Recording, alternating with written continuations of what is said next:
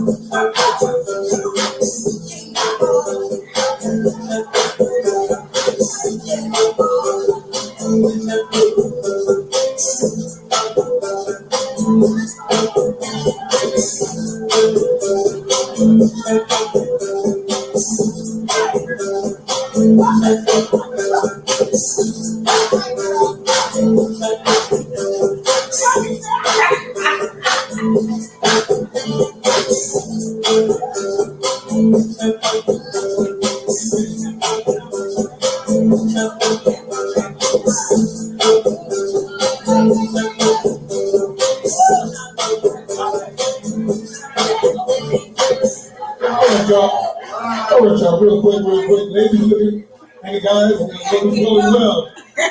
All right, y'all, for the video. Game with the 50-50. Game with the 50-50. All right, ladies, you got your fans? All right, y'all, let's do a little work about let's here we go, y'all.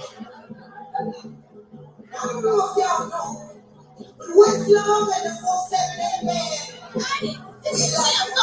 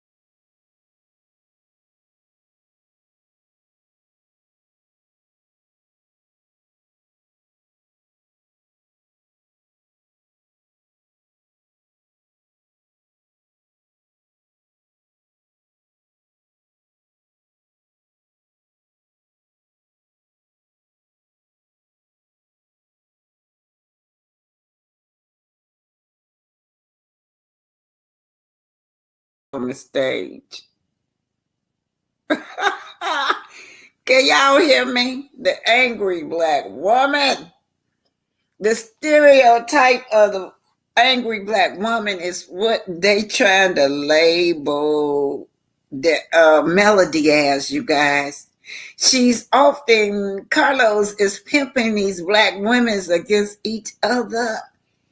He using the other black women to be in the workplace as the villain. They're villains, you guys. All these black women he's using against one woman, ganging up on one woman who is Melody. And not only that, she created the show. She created this show and brought you guys on, feeding y'all, putting bread and butter on your table. But what is she labeled as? The angry black woman. She's that woman that this man right here and his paramour often go after, selling that can nobody get along with her. Nobody can get along with her. The angry black woman, I'm just getting ready to say, now he's not smart enough to say some of that shit. He be saying that shit coming from the head who is Carlos. Stereotyping, pimping the black women, using the other black women as villains to go after the queen. Why? Because she created this show, and I cannot have another black woman outshining me. So he creates this thing as this angry black woman, you guys. Yes, Nikki News had narcissism. She said Melody left in a very classy manner. My mouth isn't under that type of control just yet. Loved her. CC is saying Grand Rising Black Titanic in chat. Felicia is saying beautiful queen in chat. Great singing you. Yes. All over the world, we've been labeled, you guys, just stereotyping us as the angry black woman. Because black women have always spoke out. We never been quiet. We always been fearless when it comes time to doing what we need to do to push our family through. Doing what we need to do to try to help other black people rise like this woman did. Yes, the angry black woman is the stereotype that Carlos tried to run through with this woman. If I can't get you as an angry black woman, then what I'm going to do, I'm going to put you in the same category as R. Kelly and Diddy. You a groomer. Put you in that right there, that stain, that woman image to go down like a R. Kelly, a female R. Kelly. This girl said that, and they had the nerve to put it up there. Y'all said that this woman was grooming Destiny. That is a crime. We consider that as trafficking. Grooming you for what? To traffic you? That's the only thing I can say of grooming another grown woman if you want to traffic him somewhere. Grooming, stereotyping the black woman. I can't get you as this mad, angry black woman. Use the other women in that show to be the villain against her. That woman sit up there minding her own business at the bows. She's sitting on the side. They know that the woman got a restraining order. And what do they come on the screen? Look at her sitting over there. It's so sad that she got to isolate herself from everybody else. As if she can't get along with nobody. As if she got an attitude where she don't want to get along with nobody, knowing all the time that the woman can only be certain feet from her ex because there is some shit going on through court with him. That's right, Bobby C. He said, Mel cut off their food supply. That's right, cut it off. Cut that MF off. V. Jackson said, delusional, but they all will reap. Let's talk about the angry black woman in the workplace. This has become a cultural phenomenon, you guys. A stereotype. This stereotype characterized as the black woman as what? Hostile. Oh, she hostile. We didn't see nothing hostile about this woman. This woman sitting up there quiet by herself. Oh, she hostile. She ought to be ashamed of herself. Telling us what our eyes need to see. She aggressive. She's aggressive. She's overbearing. She's illogical. She's ill-tempered and she's bitter. Oh, the bitter. Oh, all of this, you guys, is what they come through, them producers, CK on network, and using the staff as the villain to attack this woman.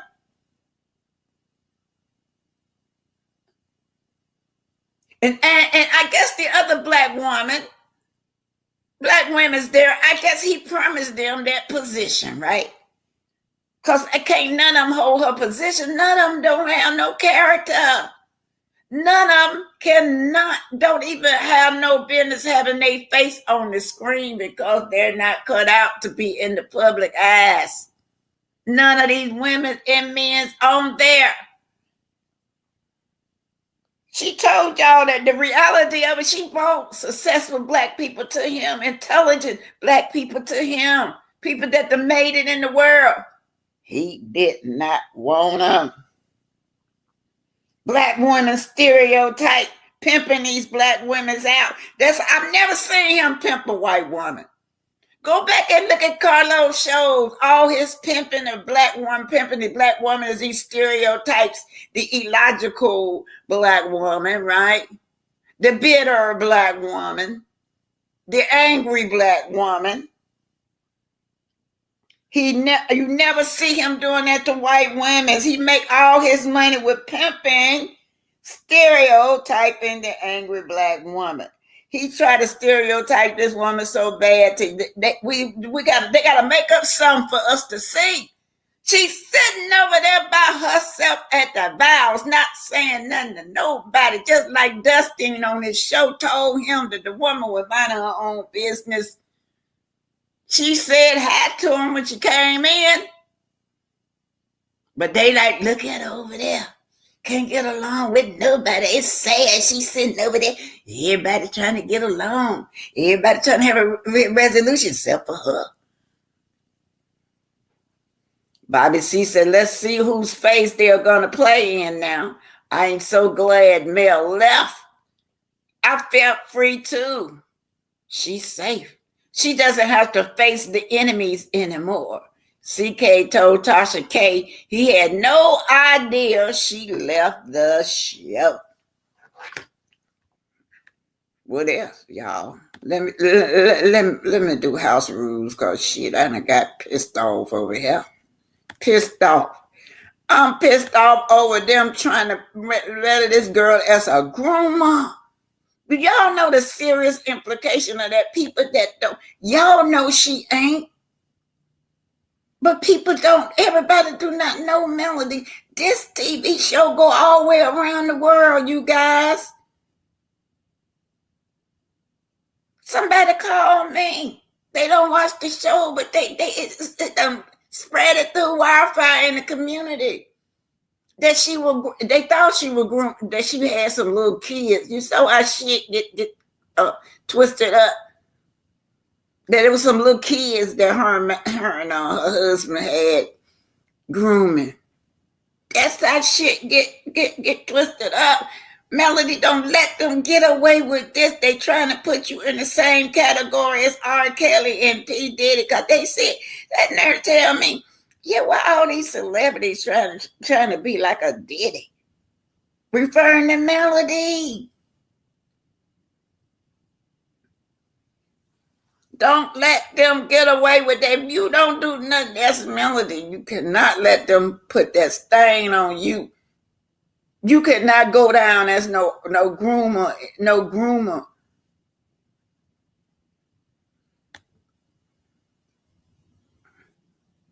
Copyright disclaimer under Section 107 of the Copyright Act of 1976. Allowance is made for fair use for purposes such as criticism, comment, news reporting, includes scholarship and research. Fair use is a use permitted by copyright statute that might otherwise be infringing. Non-profit education and personal use tips the balance in favor of fair use. So, baby, Melody done won this fight. I'm putting this up for Melody. I don't know how I'm going to win. She says, she listened to God for everything that she do, y'all. When God tell her to go, she gonna go. But she says, I don't know how I'm gonna win because everybody in my workplace is my villain. Using the other women to be my villains. And what did she say? When Sonny came there and tried to do the right thing, they iced Sonny out. Like they iced Kiki out. Rest in peace, Kiki.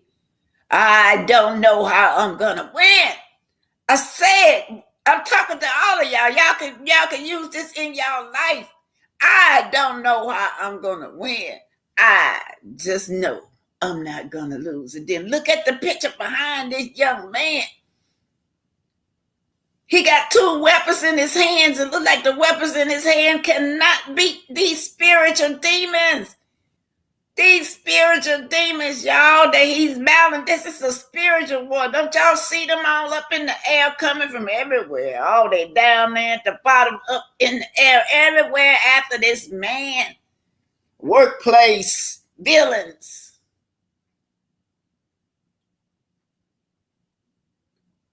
That's right, divine virtual woman. God can do it and has done it. Bobby C said, yes, I know. She said her lawyer sent the paperwork. They are liar. It's ridiculous. God alone is always the answer. It's a spiritual battle. Sometimes we all go through these spiritual battles, you guys. Sometimes these spiritual battles is in our head. Grand rising, everybody. Grand rising from the sunset to the sun going up. May your day be a blessed day. Let me see what y'all saying over here. Over here. Somebody told me that I need a speech therapy.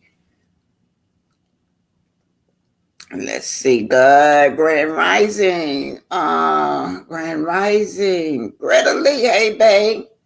21 minutes into the chat, 58 watching, 47 likes. Get the likes up, you guys. This is I forget all about that Greta. February is Black History Month. I guess because I do it every day.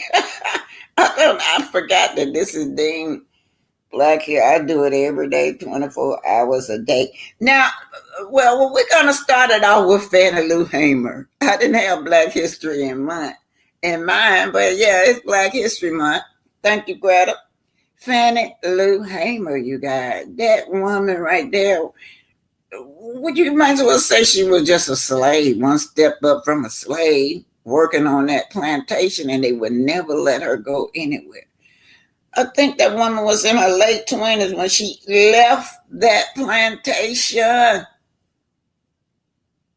And then all she wanted to do was be looked upon as a human being, as a citizen. On February 21st, let's see what Cece said. The CBS showed on Hazel Scott, who was a jazz and classical pianist, singer, and outspoken critic of racial discrimination and segregation. Yes, Cece, it's so much we don't know about our history. And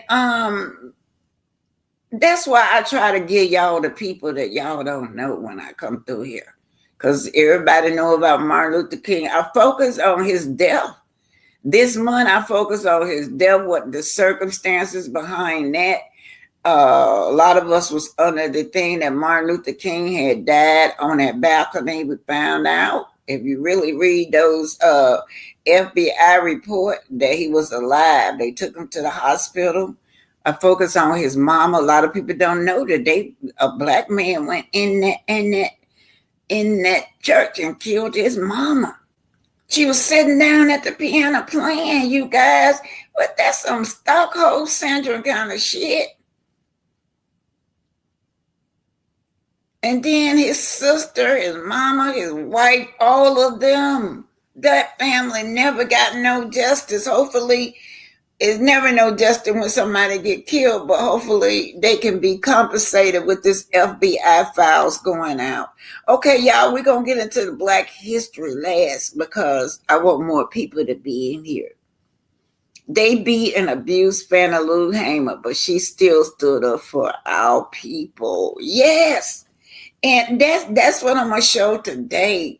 Fannie Lou, they were shocked. I'm gonna tell y'all about Fannie Lou. They thought she was ignorant. So when they let her in there to speak amongst all of these, it's supposed to be leaders, all of them was white, of course. They thought that there was gonna be this docile, ignorant woman speaking. But when that fire started coming out of her mouth, y'all know what they did? They purposely put London B. Johnson on at the time she was speaking to distract. They didn't want nobody to hear what she was saying. They immediately told him, you got to come to the stage to say something. He started talking about the anniversary, the 9 months anniversary of, I think, Kennedy death. When, they're like, what is he talking about? They thought he was going to come up and praise Fannie Lou Hamer, but he didn't. So all the attention was out to Fannie Lou Hamer because they didn't expect for that woman to have all that fire coming out of her mouth. Here it is. They thought she was ignorant because she was raised as a slave. Had never even left that plantation till she got grown, y'all. Yeah, Fannie Lou, the angry black woman. Then they started labeling her angry, but it backfired on London President Johnson because the other news media started playing her. Afterwards, that speech was so on fire to even the white media couldn't resist. They started playing her, and that's how that speech. I got it on here today, you guys. Okay, we're going to get on to this, and then I'm going to talk to you guys. Kimmy looked it so bad calling her co-workers a itch. At any other job, she would have been fired. Kimmy showed her true colors, as her husband said. She should have been fired when she brought that guy on there, her brother-in-law on there. That man was known to be dangerous. He was threatening. He was doing inappropriate things, talking inappropriately to her mother so much that he scared that mama. So what they were going to do, they were going to ambush Melody with that man. She invited him on the show. He ended up on the show anyway. But instead Melody opted out. It's so much this man has done to this woman. Hey, Veronica, haven't seen you in a while. Oh, that's this another Veronica. Hey, Miss Black Titanic Green Rising. Okay, you guys, let's just go on to this. But we're talking about, just keep in mind now, the reason I did Fannie Lou Hamer, because Fannie Lou Hamer was labeled an angry black woman. And all she talked about was human rights. Have given her the dignity to be a citizen in this country like all of us should have been. Look at what Melody does. When she come on the set, they dog her out, and oftentimes she keep quiet. But they want us to see her as an angry black woman on the show. Now they want us to see her as some kind of criminal. All of them got mug shots on that show. Women's and men's on that show got mug shot. Ain't nobody got more mug shot than Tisha yet. All of them Tisha got so many mug shots, girl. Ain't none of them got more mug shots than Tisha. She don't have a mug shot, so what they gonna do? They gonna create this R. Kelly type of scenery for her. That's what they thought they were going to piggyback off of that, having that woman look like she was some kind of trafficking women, grooming women to traffic women. allegedly, and in my opinion.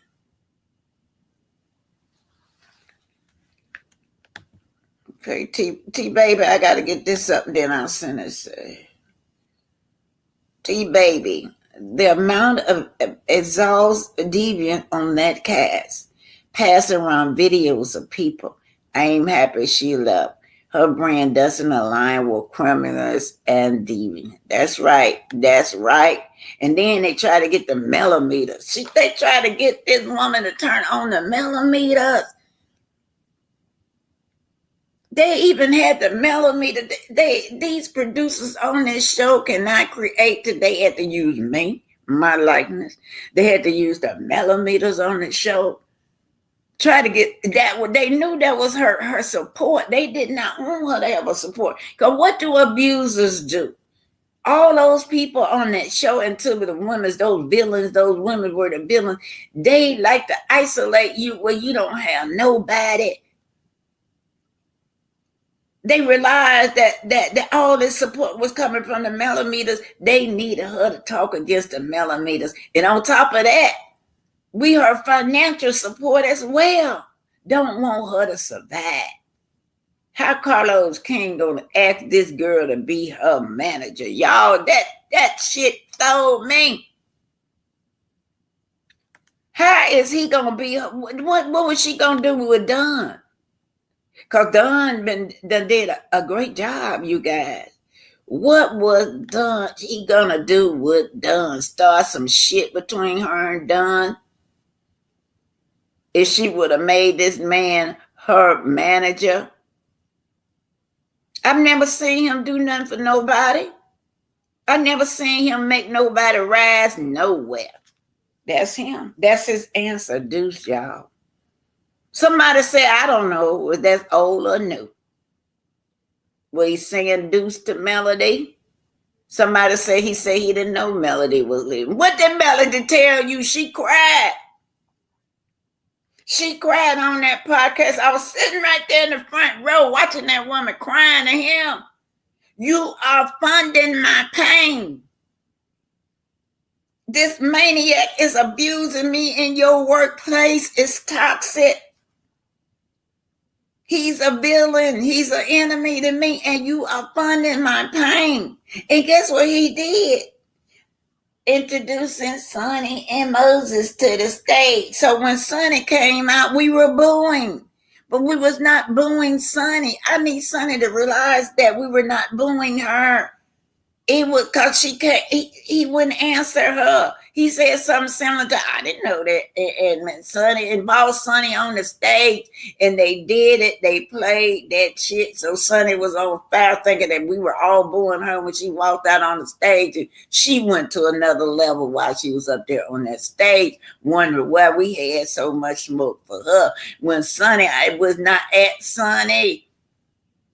It was we were booing him. And then this not the first time he tried to take the millimeters from her, y'all. He thought when he came there, he was going to take the millimeters from this girl. I don't even say this girl, y'all. I mean, Miss Melody. Sorry, Melody. He thought he was going to take the millimeters from her. Renamed us, y'all. Renamed us and oh Lord, he shouldn't have did that because the whole audience started talking shit to him then. Oh no. I forgot. Somebody put it in the chat that they were there when he named us. Try to take her fans.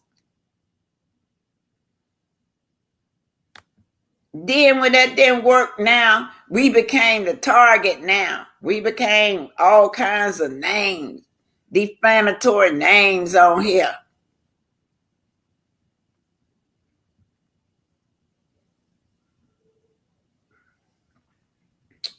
So Sex and Chocolate says, Collar, Rain don't have no motion. I'm sure he's the snot. Destiny and Mel's a BM manager. All losers going nowhere. Exactly, Sex and Chocolate. The people, if he ain't manager, they ain't went nowhere. Nothing. Only place they went was to jail. That they defining moment on this show is they mug shot.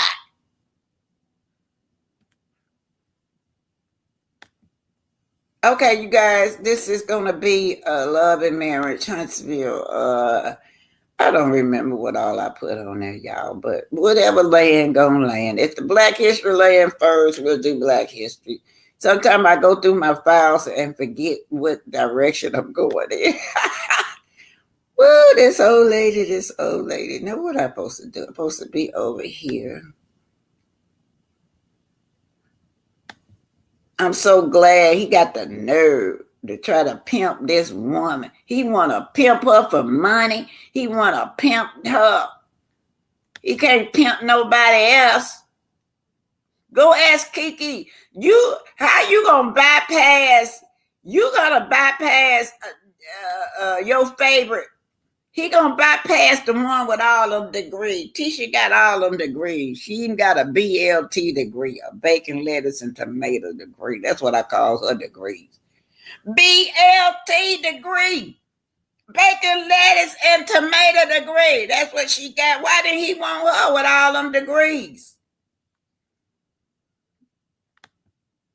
Let's see what this one is, y'all.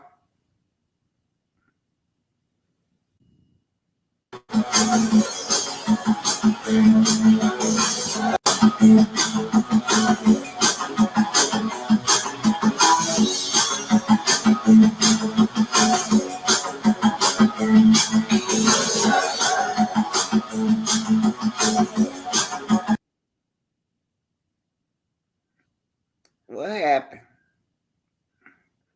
Oh.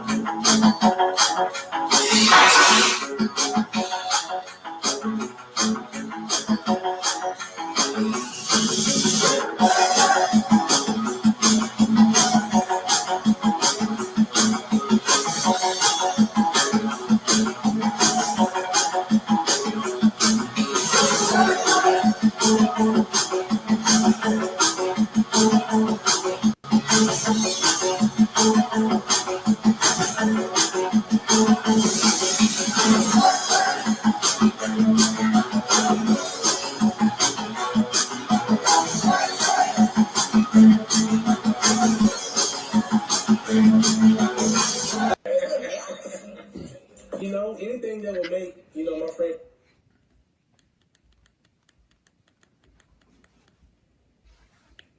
There we go! I think winning that musical chairs is like a look energy, really.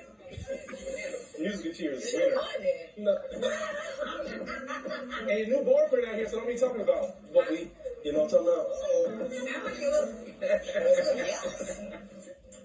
Anything that will make, my friend happy or whatever, I'm down for that. If it's lands today, if it's, hell, I'm taking Moses back tomorrow. Be happy in it, and I'm cool with it. I don't care. That's your life, you live it. If you happy, I'm happy. You know what I'm saying? So, Alien has popped out. She's so happy. She said, when them tables turn, don't lose your appetite. Eat that shit like I had to. Don't know who she's talking to, but that's just what she responding. We can guess who she's talking to. This is Carlos responds with Melody leaving. He said deuce. That's what he said back. That's his response. I said what I said is what old Bed Bug is saying. Oh, the world will make you think that every blessing has to be financial, says Arian. So you underrate the gifts of life, family, health, and peace of mind. Yeah. The Scots outnumber him in coleslaw. Well, I guess they were speaking in terms of whether coleslaw gonna be finally on the show since Mill gone. Rosa said, please don't buy no ticket from CK. AC is going to still be mad because now Melody can develop that land deal and make them millions of dollars now. Remember, she purchased all that land with her mama's 60 acres, you guys. Brenda, oh, okay, cool. I was thinking more of what Sonny was saying in flipping and profitable properties. Either way, I'd love to see her have a real friends while back on TV. Yeah, let's go back to him. This is his reply. Carlos' reply. Yeah, his answer is to Melody. So we're trying to figure out who will be able to hold that show. My soul seems to think that the show can go on without Martell, without Mel.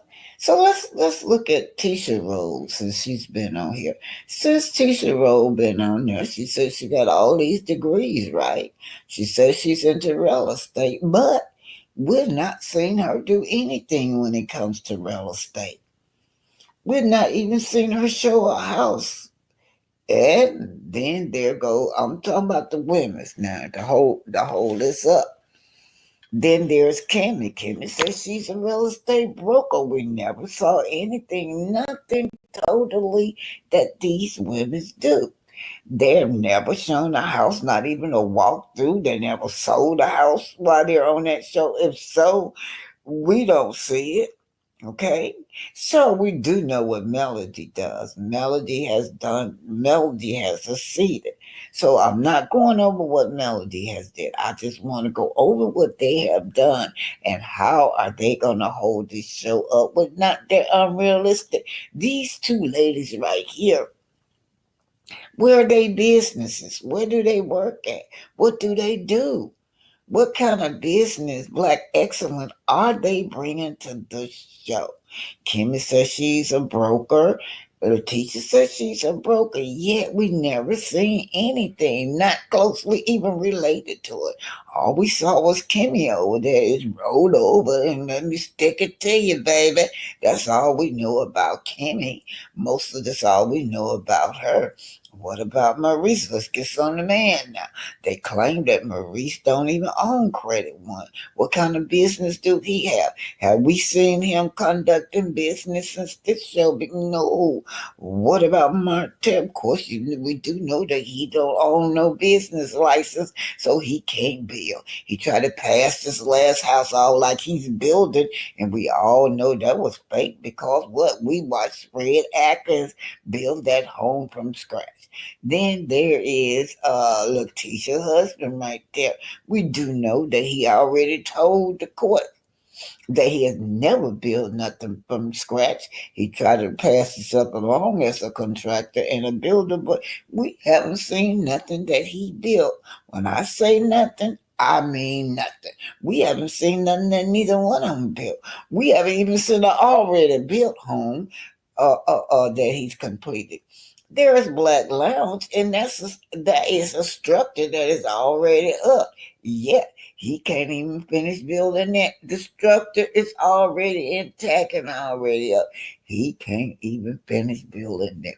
Why? Because he said he has never built nothing from scratch up. So what kind of business is he? He claims he's a general contractor. With who, when, where, what, how? Show us something that you did. Show us something that you have completed.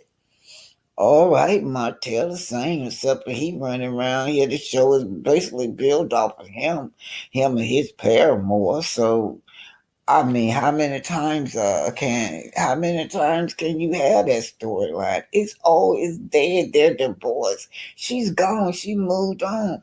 Now, what is Martell gonna do? Except for piggyback off of the off of the that porn tape. Yeah, he don't want to talk about that. All right, we know Carlos King is the allegedly producer. So now I've lined all these people up. Let's just go over it one more time. So Maurice and Fletcher's, I mean these two Scots on the end. She says she's a broker, right? She says she's quitting her job to go into real estate, but we haven't seen anything. Season after season after season, you don't see nothing. All they talked about is their bedroom activities, okay? And then Maurice, we haven't seen anything that he done season after season after season. All he talked about was his bedroom activities, but they all got their mouth on Mel discussing and gossiping Melody and Martell's relationship. Now let's move it on to the other Scott's family. Now Letitia, we're just going over again. Letitia says she's a real estate broker. You haven't seen that. She got all the MSN, BLT, bacon, lettuce, and bologna sandwiches or degrees, the BLT, bacon, lettuce, and tomato degree that she got. Yeah, we never seen nothing about her neither. I've never seen no business. We haven't seen their offices. We haven't seen them give us a tour or walkthrough. Nothing. Nada, nada, nada, nada, nada. Now, what you will see with these guys on the other end, you'll see them walking up there. They trespass more than anybody ever know. Find an empty construction site and they go there and they pose as if they're building something. But he told us in court that he have never built anything. He have never even went to school for building anything. He may have passed that open book test as a contractor, but he don't know how to do anything. Well, that's it, you guys. We're gonna see what it. Okay, so then of course they brought Sonny on the show.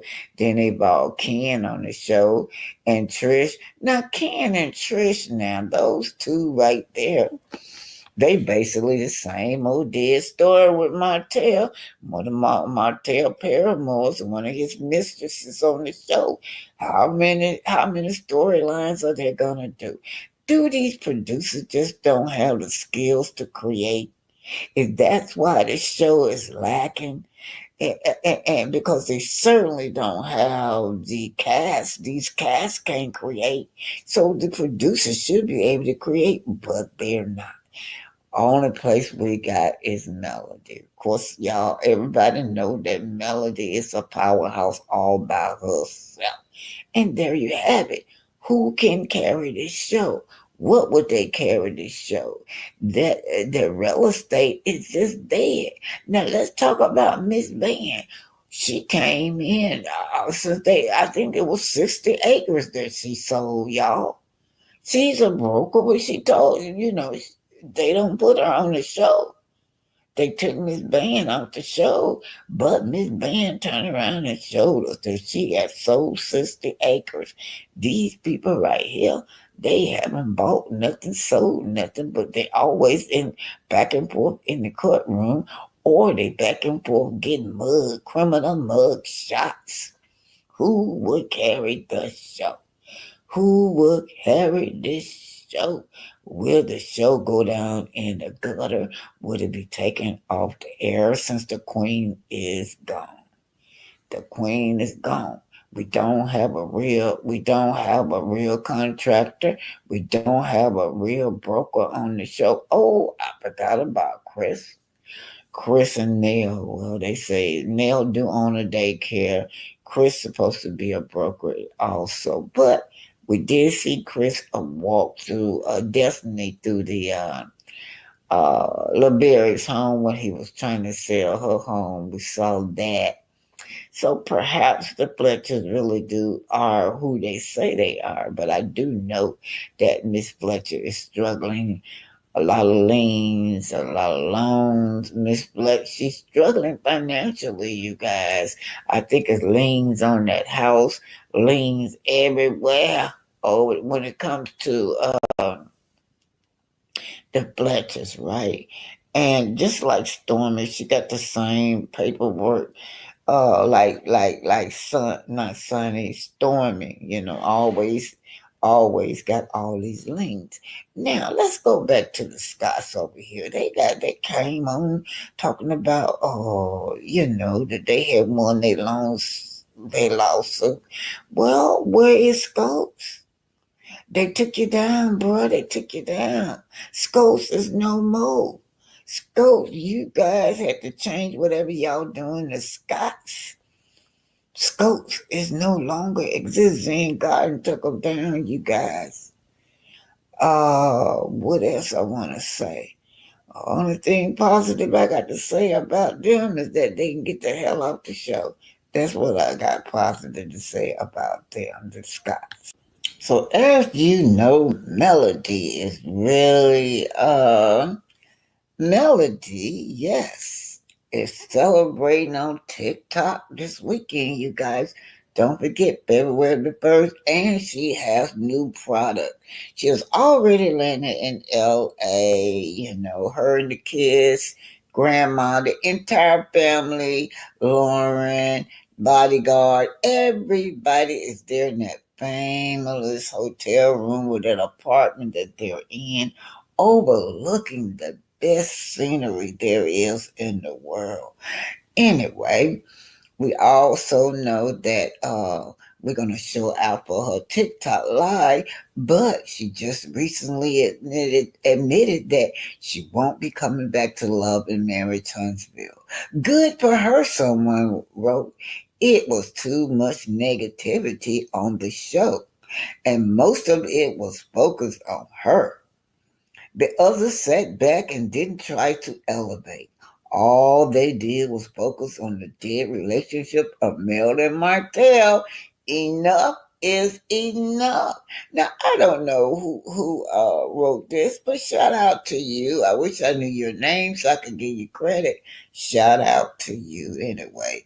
Melody, don't forget her TikTok live February the 1st. I think it's starting at 2 o'clock. Saturday. Is that Saturday the 1st, you guys? Well, anyway, congratulations, Melody, on your new journey in life.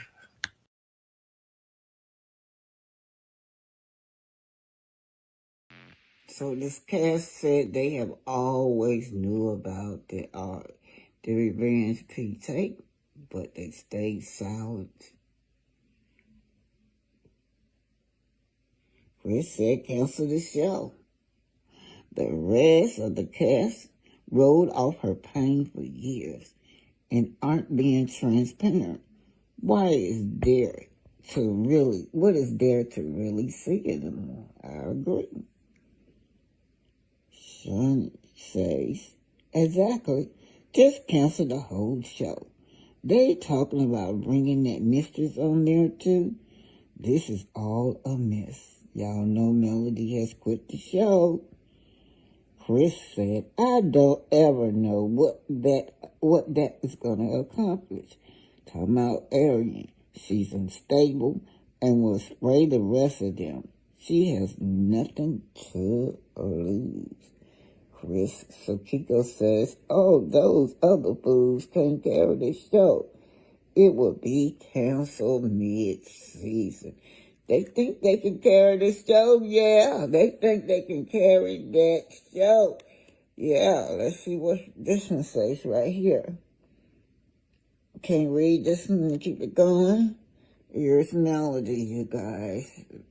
I think, is she posing for Essence Magazine right here? But Essence Magazine did a write-out on her. What does it say? Nell stole the money to open the daycare. Oh, this civil. Let's see what this says. Nobody has been the backbone of Love and Marriage Huntsville since it premiered in 2018. This is Magazine.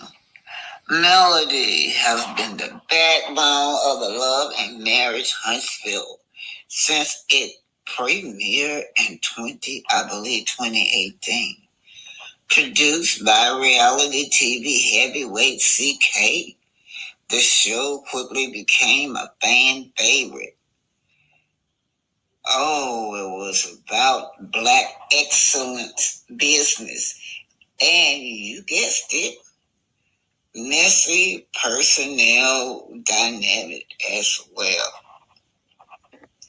While the script thrived, so did the chaos in Melody's personal life.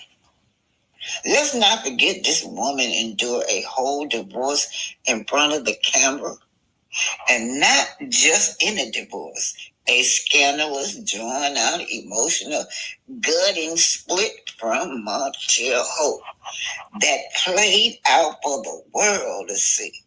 Infidelity, betrayal, disrespect. Melody faced it all while holding her head up and the show. And if that wasn't enough off screen, she's been often about dealing with harassment, threats, and revenge porn. Throughout it all, she kept showing up, giving us transparency and strength. Yes, shout out to Melody Cherie, you guys. Good for her. It was too much negativity on the show, and most of it was focused on her. The others sat back and didn't try to elevate. All they did was focus on the dead relationship of Mel and Martell. Enough is enough. Y'all keep that woman's name out of her mouth. Teresa said, that was beautiful. Melody, I felt like crying as well, which I am. This is Melody saying her goodbyes, telling her subscriber that she would no longer be on the show. Oops. I remember being in these chats when I was pregnant with my daughter. Postpartum, man, it's been so long. Yeah, talking about how women have bonded and found a relationship in this love and marriage Huntsville. Sunshine rays, Mel walked away at the right time. Protecting her peace is more important than money. It's better to walk alone and with God than walk with wolves and snakes. Yes. Essence Magazine. Melody has been the backbone of the Love and Marriage Huntsville since it premiered in 2018. Produced by reality TV heavyweight CK, the show quickly became a fan favorite. Oh, it was about black excellence business. And you guessed it, messy personnel dynamic as well. While the script thrived, so did the chaos in Melody's personal life. Let's not forget this woman endured a whole divorce in front of the camera, and not just in a divorce, a scandalous, drawn out, emotional, gutting split from Martell Hope that played out for the world to see. Infidelity, betrayal, disrespect. Melody faced it all while holding her head up and the show. And if that wasn't enough off screen, she's been often about dealing with harassment, threats, and revenge porn. Throughout it all, she kept showing up, giving us transparency and strength. Yes, shout out to Melody Cherie, you guys. Good for her. It was too much negativity on the show, and most of it was focused on her. The others sat back and didn't try to elevate. All they did was focus on the dead relationship of Mel and Martell.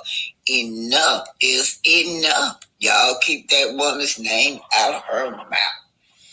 Teresa said, that was beautiful. Melody, I felt like crying as well, which I am. This is Melody saying her goodbyes, telling her subscriber. Melody has announced that she has quit the show. In 2018, I decided to share my life with the world as a cast member on the Oprah Winfrey Network, Love and Marriage Huntsville. Then I had no clue what to expect. I only knew that bringing the show to croutons had been a goal of mine, and it would be another one that I could knock off the list. I've always been intensely ambitious and I believe reaching this milestone was another step in the right direction. And it was for so many reasons. Because of my time spent on this show, much of my life is now documented and sealed in history. I've been presented with opportunities beyond my dreams. I had the pleasure of meeting some amazing people while unfortunately also learning tough lesson about life, relationship, and friendship. I count it all a blessing because without pressure, there is no diamond. It is not easy bearing some of your darkest moments to the world, but it becomes easier when you know you were created to withstand the heat. Still, this chapter must come to a close, and this is the end of my chapter with Love and Marriage Huntsville. I am thankful for the supporter of those who have shown me grace, loyalty, and love. None of it has gone unnoticed, and it will never be forgotten. I am excited for my next chapter and what's to come. God bless. Love, your 2024 reality TV queen. And she broke the news over there on Militron at 1 something this morning. Today is January the 31st. 2025. Melody says she quit since December 2024. She did not go into 2025 with this mess. And I'm going to tell you what, I tell you, to me, this is my opinion. The Fletchers broke her heart. Out of all those people on there, she probably thought that the Fletchers will always be her friends. But they broke her heart and they fell in place and started dogging her out. Anyway, congratulations to Melody. It's official. Melody and everybody in their kitchen sink was over there at Millertown where the story was broke. And congratulations, Melody, and you have a very bright future. Again, breaking news, Melody Cherie has quit Love and Marriage Huntsville.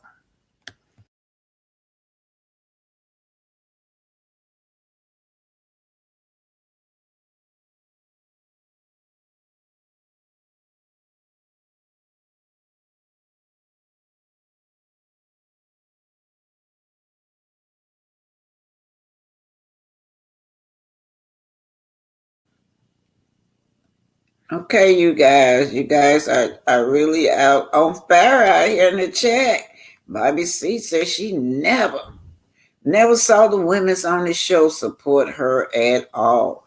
Ain't that a toxic workplace to be in? That right there is illegal when the boss won't step in and won't correct a toxic toxic environment to work in. Those women's on there was used as a villain, you guys, to try to paint her as an angry black woman. Yeah, they really use Tisha. Tisha really, they use her. Yeah. My question is to the cast, production, and CK. How is that working for you now? Well, Sharon, Shaya, They think that they're celebrities. They think that they're all that. They really think that they can carry this show. If you listen to all of them, they saying that they millionaires now. And we're looking at you staying in a little tiny house, look like a closet, and you supposed to be a millionaire. Yeah, they don't operate like we do. Yes, when he and Sherman was arguing. Oh, y'all talking about Ken and Ken and Ken and Trish was arguing. Y'all know what? I believe they supposed to talk about that, but it went left. I knew when it went left because Ken got to thinking about, oh shit, I've been looking so dumb. She got me looking all dumb and stupid on this show, and he went left with it. He sure did. Told her that her car is parked at her apartment. Her car broke down, parked at her apartment right today that he got to go over there and fix. Did y'all hear that? All of them with their cars, and they rent these cars. I'm gonna tell y'all about Maurice. Maurice tried to drive up in his little fancy car for the show, and when he get in at court, when we go back and get in that little regular car at court, that's the car he drive every day, y'all. They be renting cars for the show, renting A, and B for the show, and they ain't ish. You hear me? That's the kind of people Carlos want on his show. He don't want the kind that Melody bring to him. CK showing the peace. It's another act of showing his character. Everything has a last word at a funeral. LAMA. The rebirth is going to be interesting because now everyone has to be accountable. Keep that woman name off your mouth. That's right, Miss Howard. She needs to keep that. I hope that she really do have something in writing where they can use her likeness. They can't say her name, nothing. They can't copy off of her, nothing. All right, the angry black woman. That's what they want to label her off. T Baby says to Sexy Chocolate, oh my God, are you serious? Can't let everyone know their business. I love it. Yeah, T Baby, you need to go look at that episode. Ken when I told her she need to let her kids know that she's struggling. I hope Mel changed her number so the bums won't feel compelled to call her for anything. They don't have her number. That's what they be complaining about. That she don't want to be bothered with them. They were so fake. Why I would want to sit with y'all anyway? Y'all done talked about my kids. Y'all done went so far as talked about my kids. Upheld Miss Wonder for talking about her children, talking about her mama. Everybody in her family, her brothers, everything. Y'all talked about this woman. But y'all want her to cheese in front of the camera like she still like y'all. No, ain't nothing fake about me neither. I can't fake it. When I'm through with you, I'm just through with you. I cannot fake it. No, just get away from me. Bobby C said Jay Taylor. Yeah, he sure did. Jay Taylor said they drove old cars and tried to rent Mel's black truck. Jody, I remember. I was wondering what was that about. I'm glad Jay Taylor told us. Y'all remember? I was wondering what that was all about because it was after one reunion. All that was going on. That a commotion was going on about that black male driver. So that's what they wanted to do. They didn't want to pull up in that shabby shit they had. They want to pull up like they was in style on Mel's dime. On Mel's dime. That's her driver. Mel always used that same driver. They have built this bond and this friendship.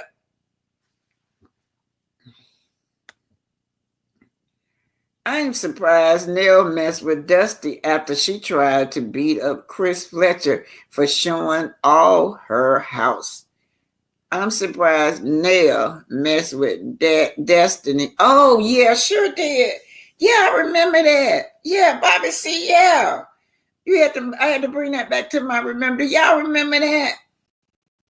They showed an issue where Destiny and Miss Fletcher got into it. I think it was at Martell's wine event. I forgot all about that. Yeah, that goes to show you that all of them fake. All of them come together just to be a villain against Melody. And why I say that the Fletchers hurt her feelings is because I really do think that Melody had a special place in her heart for the Fletchers. For Miss Fletcher, she really did, y'all. But Miss Fletcher disappointed her so much. Cause even through people be saying, she was saying she wasn't watching the show, and then Mel will get on her live, and people be asking her, "Are y'all still friends? Are y'all still friends?" And Mel be like, "Yeah." But see, she had not watched the lives to see what this woman was saying about her behind her back. Yes, you know what really got me was when she was when they were on that trip and they was at that beach, and she said Mel thinks she Jesus. She don't let that let the fame that went to her head or something like that. She was saying in the background, and Melody still was taken up for her. So she had a special place in her heart for Miss Fletcher, y'all. She really did. But that and Mr. Fletcher, you know that's not right. That shit still in you. They couple out all the time around you. You know Melody trying to work on her marriage with her cheating husband. She's still trying to hang on in there. And what are you doing? You bringing women's to him. I wonder how many women's that he bought with the Mr. Fletcher, you guys. Yeah. And this woman right here, because she's the only woman, she just want to do what's right now. She just want to come in on the scene, do what's right. She was iced out because she was her ally, y'all. That's why she was iced out. Yes. Yeah. Yep. This is her at the reunion. At the reunion, they all was coming after her. Every last one of them gang up on her, as they usually do. Even Carlos gang up on her. Y'all know what? That's defamation. That made her cry when at Carlos talking about, well, you would have known if you had a wee-wee in your mouth or not. Y'all remember that? That was that point. He had seen that video. He had seen a video of this devil right here. This demon right here. Look at him. She's sitting over there in the corner by herself, minding her own business, and look at him. He's like, yeah, Melody gets in front of the camera, act like she don't want to be bothered with me. But behind the camera, oh, she's so nice to me. Nobody in the hell gonna believe that. Nobody.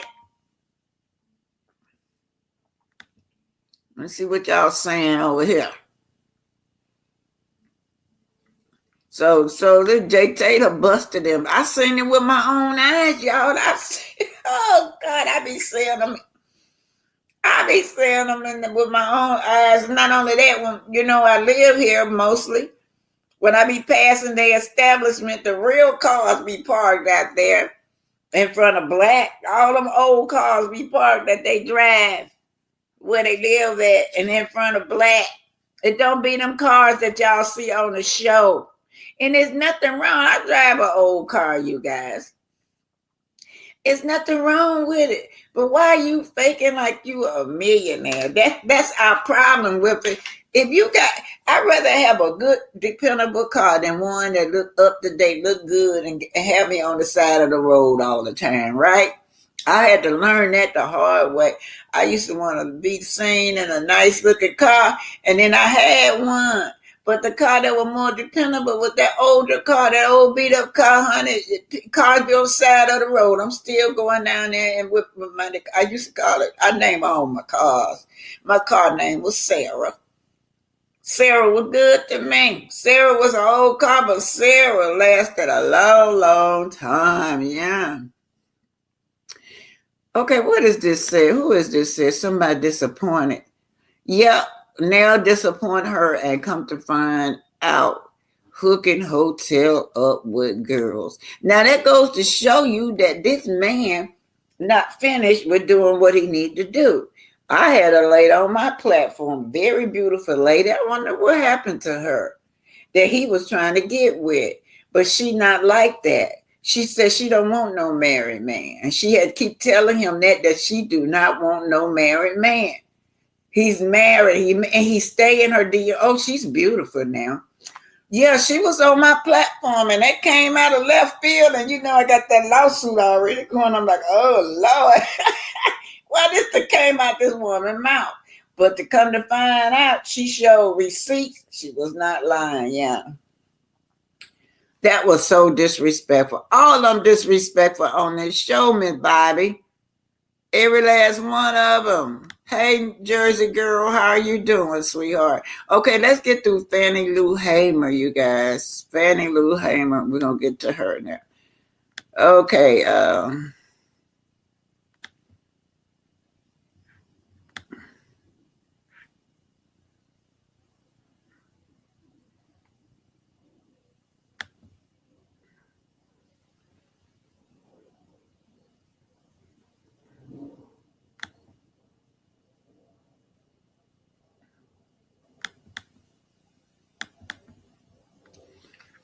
Yeah, that one black woman that tricked them. They thought that Fannie Lou Hamer was ignorant because she had been on that working as a sharecropper all her life and had never been off that plantation. But honey, she shocked me. She shocked the world when she started speaking.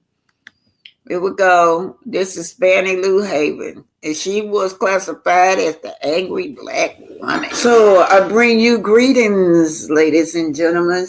This is Black Titanic. Hit that like button, share, and subscribe.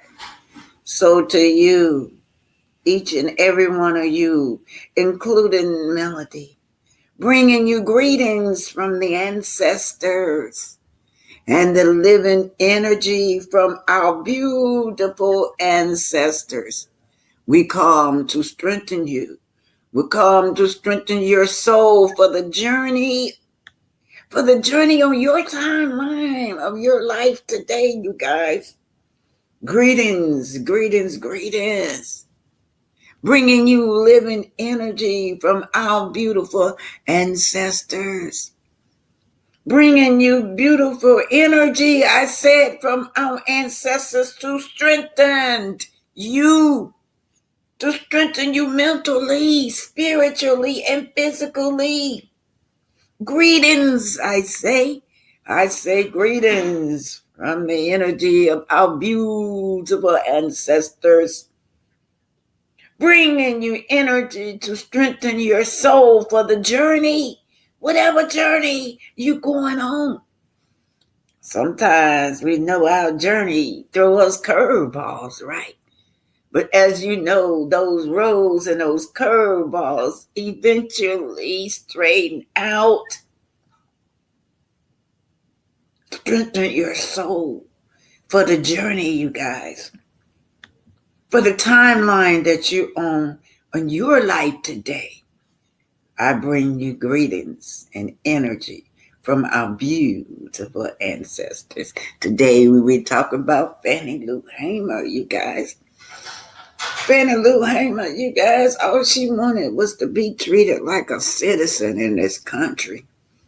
Oh, but she was fair and she was fearless. She was also labeled as the angry black woman, much like they labeled Melody the angry black woman.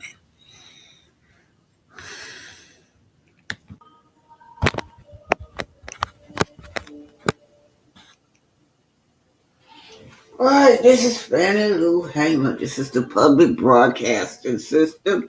So usually, you can, without getting a copyright strike, you should be able to do the public broadcast system. But Fannie Lou Hamer, she tried to run for Congress, and Fannie Lou Hamer was labeled as the angry black woman simply because she was trying to vote, simply because she was trying to leave that plantation.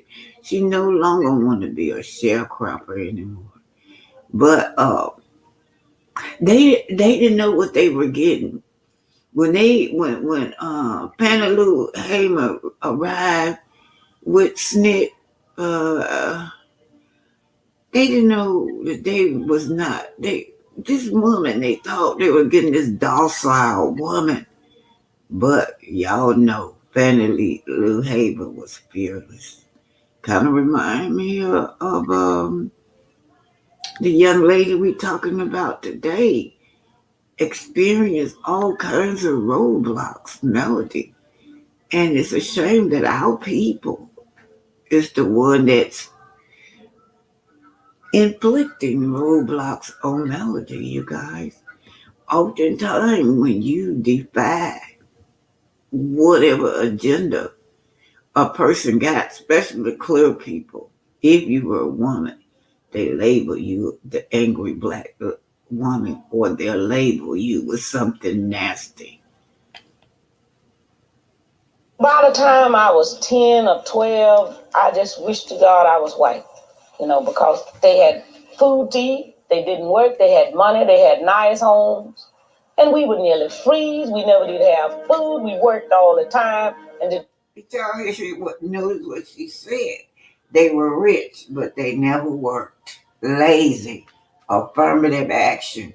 They always got everything through affirmative action. Their land, their money, anything they got was through affirmative action. Clear people have always had affirmative action. They have nothing.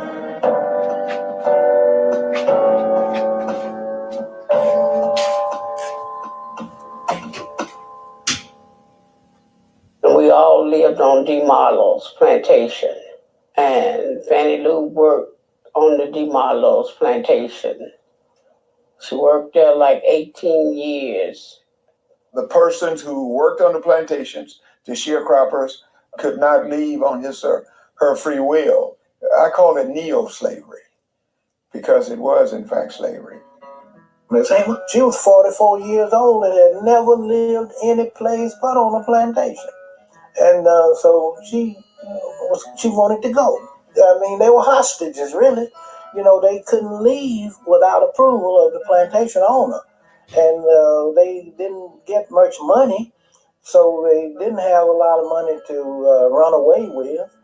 All of what they had accumulated were taken away from them by an overseer, a white overseer on the plantation, who poisoned their mules and destroyed their crops and disabled their automobile. But Miss Hamer, she was a very determined person, and she had been trying all her life to get away from the plantation. The direction of Fannie Lou Hamer's life changed in August 1962 when the Student Nonviolent Coordinating Committee, or SNCC, held a public meeting in nearby Ruleville. I can remember in 1962 this lady named Mary Tucker. She and my mom was best of friends. And she told my mom that they was having a mass meeting at William Chapel Church. And she asked my mom, did she want to come?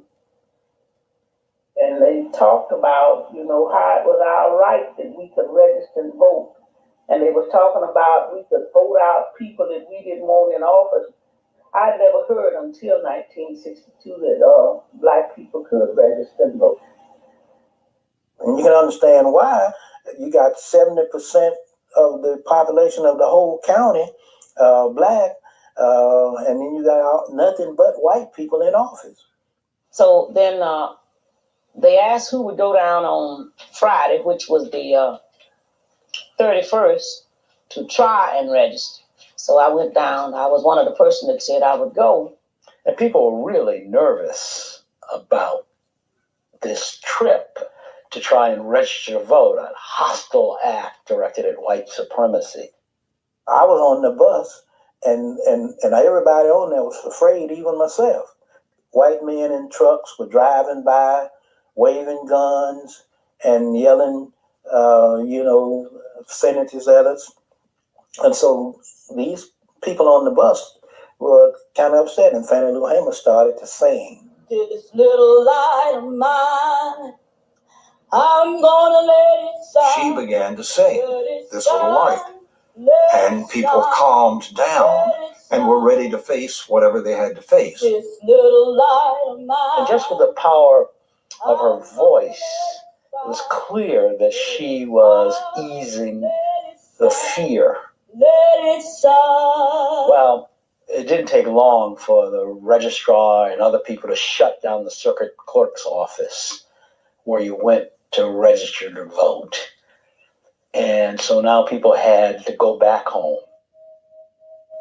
When they was on their way back home, they got stopped by the highway patrol. And the reason they got stopped, highway patrol told them that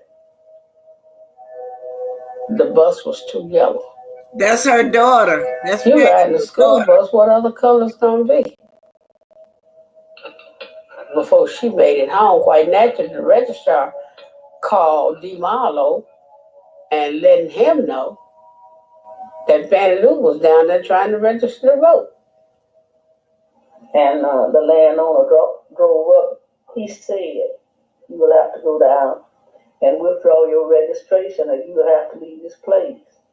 And I didn't call myself saying nothing smart, but I couldn't understand it, and I answered in the only way I could and told him that I didn't go down there to register for him. I went down there to register for myself.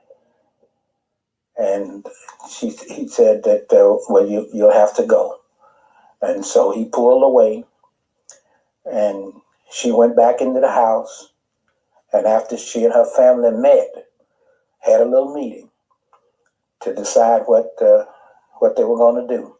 She would leave her husband and her 2 daughters on the plantation, and that she would leave so that they could bring in the crowd, so that they wouldn't owe the plantation owner any money. Daddy took Mama to Miss Mary Tucker's house. On the 10th of September of 1962, my daddy felt some kind of way that Mama wasn't safe there. So we all got together, packed up some clothes, and he got my mom and took her to Sumner, Mississippi. Mr. Hamer's premonition was accurate. That very night, the Tucker house was attacked. The 10th of September is when they shot in that house 16 times, to kill him. On the bus trip to register to vote, Mrs. Hamer had caught the eye of civil rights organizers who then wanted her to attend a SNCC conference in Nashville. Bob Moses called me and told me to go and find a lady who did the singing on the bus. I found her up in Tallahatchie County in a little plantation shack. And I walk into the room. There's this wing-back chair with the back to the door, and pot-belly stove, coal burning red. And I said, Bob Moses sent me to get Fannie Lou Hamer. And she stood up and said, "I'm Fannie Lou Hamer." I mean, ready to go. I mean, didn't know if I was a kidnapper or what. Never thought about that. She left with him, and that woman been traveling ever since.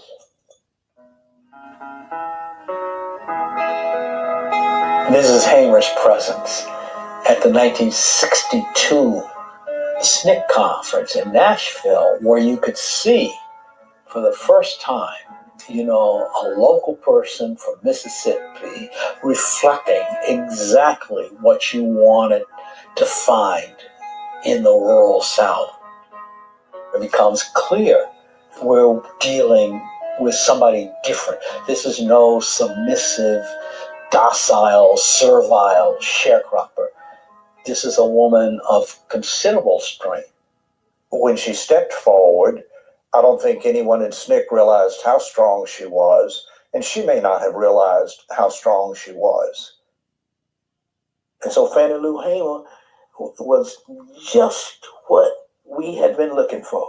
Because she didn't wait around. I mean, she just got right to work continuously. We canvassing communities and encouraging people to go to the courthouse. She said, because voting is your voice, to decide on who you want to represent you or who you want to be your president. That's Fannie Lou's daughter. On June 9th, 1963, Fannie Lou Hamer was returning by bus from a voter registration conference in South Carolina. They stopped at one on the Mississippi. And some of them wanted to use the bathroom, some of them wanted to get food. But at the time, she was still on the bus. And when she did decide, she seen them running out of the place. And she stepped off to see what was going on. And somebody told her to get back on the bus. But this highway patrolman hollered at somebody else, told, get that one there, which was my mom. And they took him to jail. And I was in jail, so my body was just hard as metal. I'm suffering now with a blood clot in the artery to the left eye and a permanent kidney injury on the right side. From the time that I began working, I never had a mind to stop. But after that happened to me in Wyoming, then I knew that it wouldn't be anything that would stop me other than death. In 1964, as a founder of the new Mississippi Freedom Democratic Party, Fannie Lou Hamer ran for Congress. Walked into the Secretary of State's office, and this white lady said, what you niggas want? Said, we looked at her, and then Miss Hamer said, well, I want to run for Congress. And so she's surprised. She looked at us, and then she go back in there, and she said, hey, y'all. So there's two niggas out here, so they want to run for Congress. 10, 15 eyes are now on us, And so we started standing there. And so she come and put this pile of papers on the counter and said, fill these out. Fannie Lou and I go out into the corridor up there and fill out the papers, bring them back. She says, okay, this is okay. But you need a cashier check, $500 made out to the Democratic Party Executive Committee. So we go out into the corridor to the phone booth, call the COFO office in here, and tell them that we need $500. They said, don't move, stay there. Somebody will be there with the money. Okay. Sit around a while, then the guy shows up with the check. We take the check into the office, give it to the lady, and start to leave. She said, hold it. So there's one more step. Said at the time the candidate qualifies, the campaign manager has to sign these papers. And she said, this is the last day to qualify. It's 4:00. We're going to shut this down at 4:30. And if you don't get this all in today, you're out of luck. You won't be able to run. Fannie Lou Hamer looked at me and she said, Mac, go in there and put your name on them papers and let's go home. I said, oh, Miss Hamer, come on now. I don't know nothing in the world about being a campaign manager. She said, Mac, you know as much about being a campaign manager as I know about running for Congress. Put your name on the papers and let's go home. In August 1964, Mrs. Hamer was a member of the Mississippi Freedom Democratic Party's delegation to the Democratic National Convention in Atlantic City. Everybody knew that the state of Mississippi discriminated against black people, denied black people the right to vote.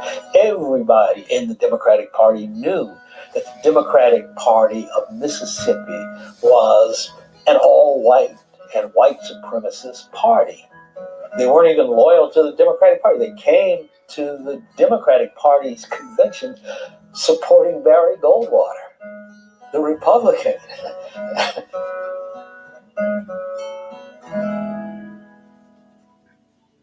And they weren't registering really any black folks, really, because we were carrying hundreds of people. And we carried over 1,000 people down there to make that application to register to vote. The right to vote was our whole reason for this. But we had to now, since we wasn't getting any place in Mississippi, we needed to now make the National Democratic Party put pressure on the local delegation to be Democratic.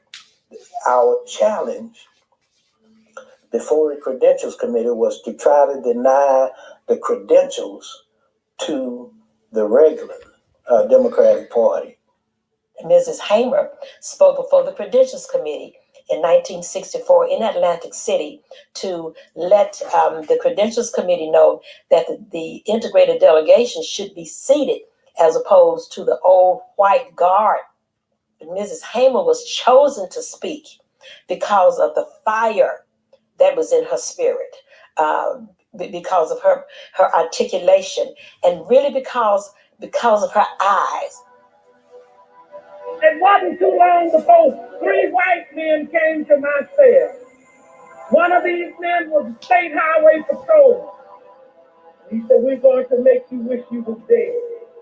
When you looked into Mrs. Hamer's eyes, you knew she meant business. You knew that she had been through a lot, and just her very presence commanded respect.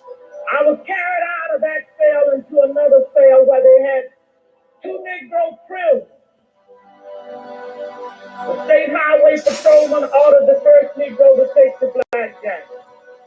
The first Negro began to beat. And I was beat by the first Negro until he was exhausted. I was told that there were people on the Credentials Committee in tears when they listened to Mrs. Hamer tell her story. After the first Negro had beat him till he was exhausted, the state highway patrolman ordered the second Negro to take the blackjack. The second Negro began to beat, and I began to work my feet. And the state highway patrolman ordered the first Negro had beat to sit on my feet, to keep me from working my feet.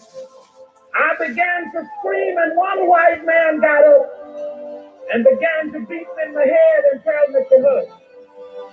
All of this is on account of we want to register to become first-class citizens.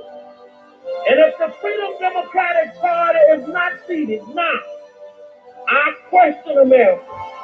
Is this America, the land of the free and the home of the brave, where we have to sleep with our telephones off of the hook because our lives be threatened daily, because we want to live as decent human beings in America? Thank you.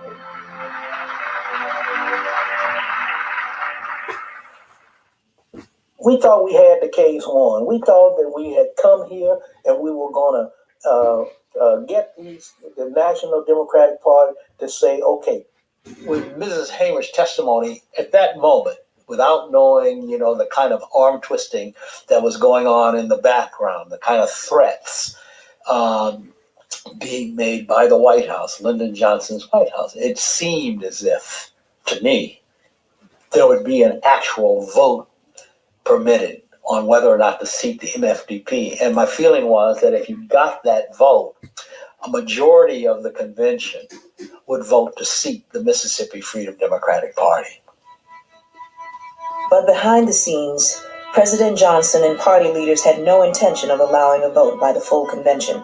Instead, they offered a compromise, allowing 2 members of the Mississippi Freedom Democrats to be recognized as delegates at large. So they offered us that what they call a compromise of 2 seats at large, really representing nobody. Some are wanting to accept the compromise, and most of the SNCC people are saying no, and they take us off into a little meeting where they're separating us to try to persuade us to accept this compromise.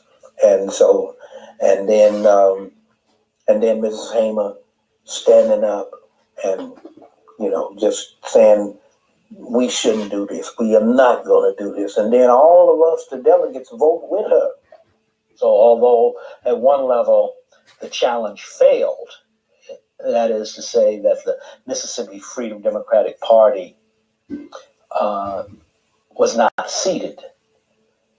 At another level, you have to acknowledge that the challenge changed the Democratic Party and in a sense changed the face of Democratic Party politics in the United States. So, you guys, y'all heard what they said, that the Democratic Party has always been the Ku Klux Klan's party. Somehow in the 60s, Black people just started infiltrating the Democratic Party. Now, the rest was under, really, they adopted the Republicans, like all these Black Wall Streets that y'all saw coming up and doing for yourself.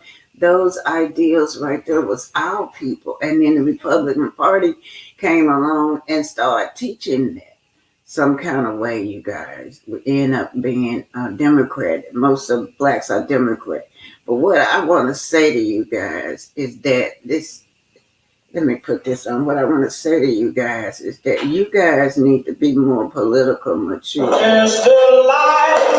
You guys need to be more political mature in that if somebody say that they're Republican, you guys get crazy. You want to condemn that people. But the young people realize that we have to have a seat at that table.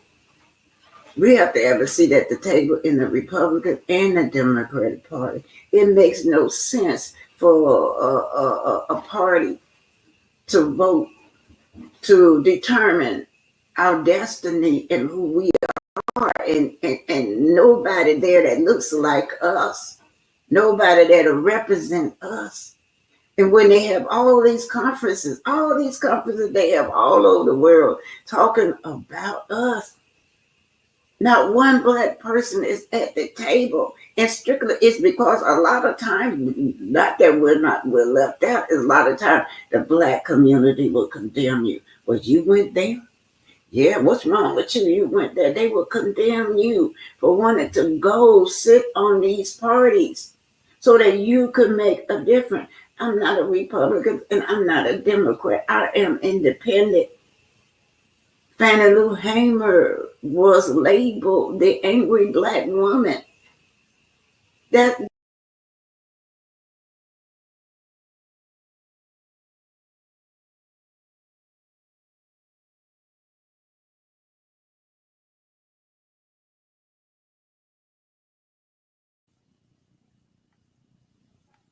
So I sometimes I get sad when I talk about I can't talk about politics because I lost so many subscribers just trying to tell the truth about what was going on in the Democrat Party and the Republican parties. But in the beginning, we were Republicans, you guys, right?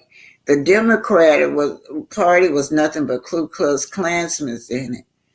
And had not Fannie Lou and other Blacks didn't decide that they were going to sit at that table to change the direction of that party, it still would have been like that. And I say that to today when I get sad when I hear how y'all bash Black people that want to sit at the table with the Republicans. How is it going to change, you guys?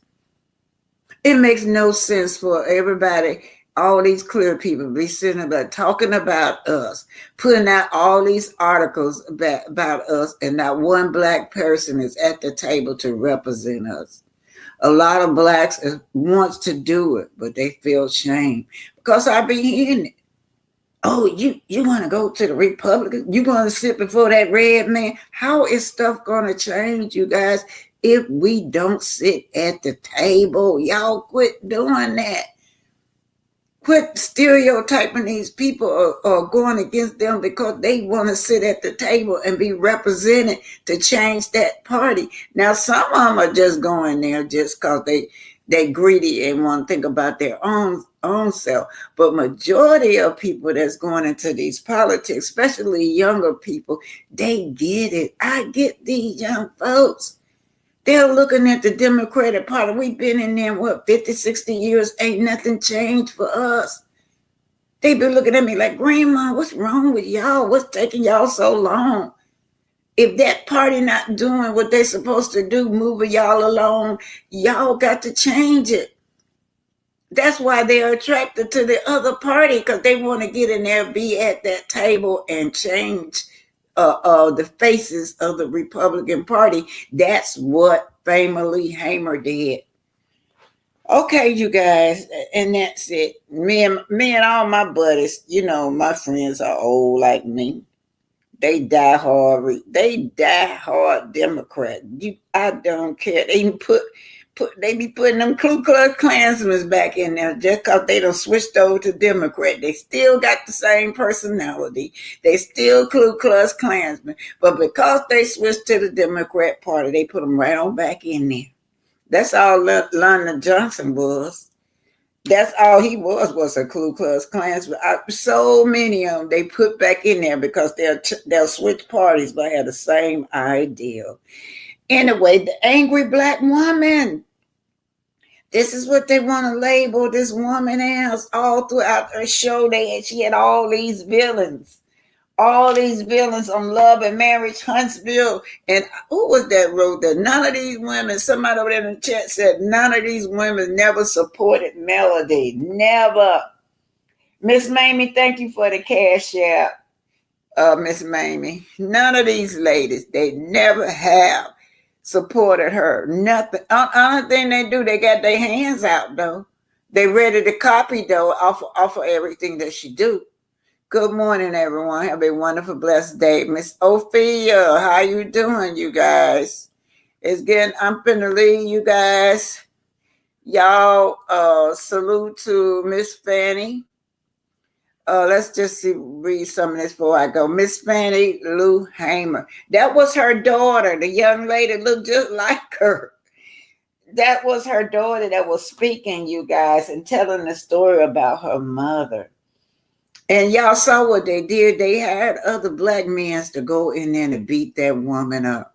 And she said they beat her till they got tired, till they couldn't beat her no more. Yeah. And what did she do? Nothing. She didn't do anything. She was trying to vote, you guys. But they didn't like her mouth. It still didn't matter. Because look what Martin Luther King taught. He taught love. They still killed him anyway, y'all. So you might as well be yourself. You might as well be yourself, your thoughts, state your opinion, because it don't matter whether you're teaching love or whether you teaching don't turn the other cheek. The results were still the same. They tried to take Melody Brand. You see how Dusty's sitting right next to Hotel, blonde hair, back straight, hands crossed on her lap like Mel. She's trying to steal Mel's look and posture. Yeah, all of them do that. Hairstyle, clothes. You can bet whatever she wear, Tisha gonna have it on that next week. Tisha don't even wait. Tisha don't even wait a month or two to go by. Tisha go right away and get her outfit just like Mel. Sexy Chocolate said to Carla, rain don't have no motion. I'm sure the Snots, Dusty, and Mel's BM manager, all losers going nowhere. Yes, they manager, yeah. Yep. Thank you. I enjoy your Black history. Kendra Carter says, I enjoy hearing your Black history. Yes. That lady right there has spunk. Can y'all imagine that? They were thinking that if they have Fannie Lou, this lady had never been off the plantation. She must be ignorant. And boy, did they have a surprise. Anyway, you guys, don't forget Melody today at 2:00. She's doing her TikTok, you guys. She's doing TikTok at 2:00. Yeah, 2:00 today. Don't y'all forget to support this Black woman. She's gonna need, one thing I knew about Melody, even if she left the show, she's gonna be all right. She never stopped working. She still teaching property preservation classes. Yeah, she still teach those. She never stopped working. I got some stuff I didn't show y'all in here. What is this, y'all? Let's see, what is this? Some stuff I put in here. Oh, I read that to y'all. Sometimes I be dropping stuff that I like to read what the fans be saying. What is this right here, y'all? Okay, so it says, cancel the show. That's what Chris Brown say. The rest of the cast rolled off of her pain for years and aren't being transparent. What is there to really see anymore? All of them capitalize off of that woman's pain. And they keep trying to do it. They keep trying to reinvent it. They keep gaslighting Hotel to go back in there because they want that Melody that was throwing glasses and arguing. That's what they want. But honey, she gone. That Melody don't exist anymore because, see, Martell, you cannot trigger that out of her anymore because she don't care about you. Now they bring Trish in. They still trying to capitalize that same old story with Trish, one of Martell's other ladies. Yeah. So Shantae talking to Chris said exactly. Just canceled the whole show. They talking about bringing that mistress on there too. This all messed up. What's she gonna do? Sit up there, play with her hair, and put that lip gloss on? That's all she know how to do. She already done told everything. Look at her. She got a YouTube up there now. Did one thing she did. It ain't been back since. Chris Brown said, I don't even know what that accomplished. She's unstable and will spray the rest of them. She has nothing to lose. Those other fools can't carry the show. Sukita, they cannot carry that show. Okay, this comes from what's the young lady, little beautiful young lady right there? Oh, I forgot her name. Michelin. Okay, this Melody. She said, I slept with my babies. Then I woke up to this beautiful view. Oh yeah, y'all, they in LA now. Y'all know she getting ready for the TikTok. So she's describing what happened, and that view is pretty. God is so amazing. Happy Friday, my beauties. She's just having some inner thoughts, you guys. Ain't nothing like going in your inner thoughts. So she's thinking about her mom. Melody thinking about her mom. To my mom at something 2019, it is finished. I can't imagine how tough it's been on you. Yeah, can you imagine a mother had to see all that on TV? And then not only that, you see all these villains, and then you see the father of her children. He worse than all of them on the show. But anyway, it had to be tough, she said, Mama. For you the last years as well. You took your time raising me to be confident, loving, graceful, and a lover of people and community. Today I stand on protecting legacy and choosing our peace. False stories and attacks after attack. Yes, it was, Melody. You still show grace and move with so much class. That woman never came on cussing. We'll never see Miss Van come on like Wanda do and cuss everybody out over her daughter. And even if Miss Van did, we wouldn't have nothing to say. We would welcome it. Because let me tell y'all something. One thing about a Black woman, they always like to label her angry. Now, sometimes it's the actions that'll make you angry. called Melody. When Melody sat down and she did that long video before she announced that she was leaving the show, she didn't attack them. She just stated facts. But I was in the background, I was cussing and clowning for her. I was like them low down ML, F them Melody. I was screaming in the background. But Melody still moved with so much class and grace. Yeah, the angry black woman is what they still trying to say she is. Now to my babies. Although, yeah, I would love to see a spinoff with them. They got the it factors now. I remember when Hotel, he was okay with them being on TV because he was dragging them all around town, trying to make people think that he was a good daddy, you guys. So anyway, but when he found out that he couldn't get none of the little sugar mama profit, because that sugar mama product was selling, y'all, like hotcake, going real fast. Sugar mama making money off of her hair products. He wanted that. So when the judge told him that anything that the children make, he couldn't have, what did he do? He cut them. He tried to block. Can you imagine that? He don't pay child support. He don't contribute, but yet he will block his own kids' money from coming through there. And then guess what he did? Try to put little Chucky up there in our face. Had Chucky up there with the Batman, not Spider-Man. He tried to push Chucky on us because he knew that one thing Arian would do. Arian would make sure if he made money off a little Chucky, he was gonna get that money. Arian wasn't gonna get none of that money. But yeah, he tried to put a little Chucky in our face. But anyway, to my babies, we gonna be all right.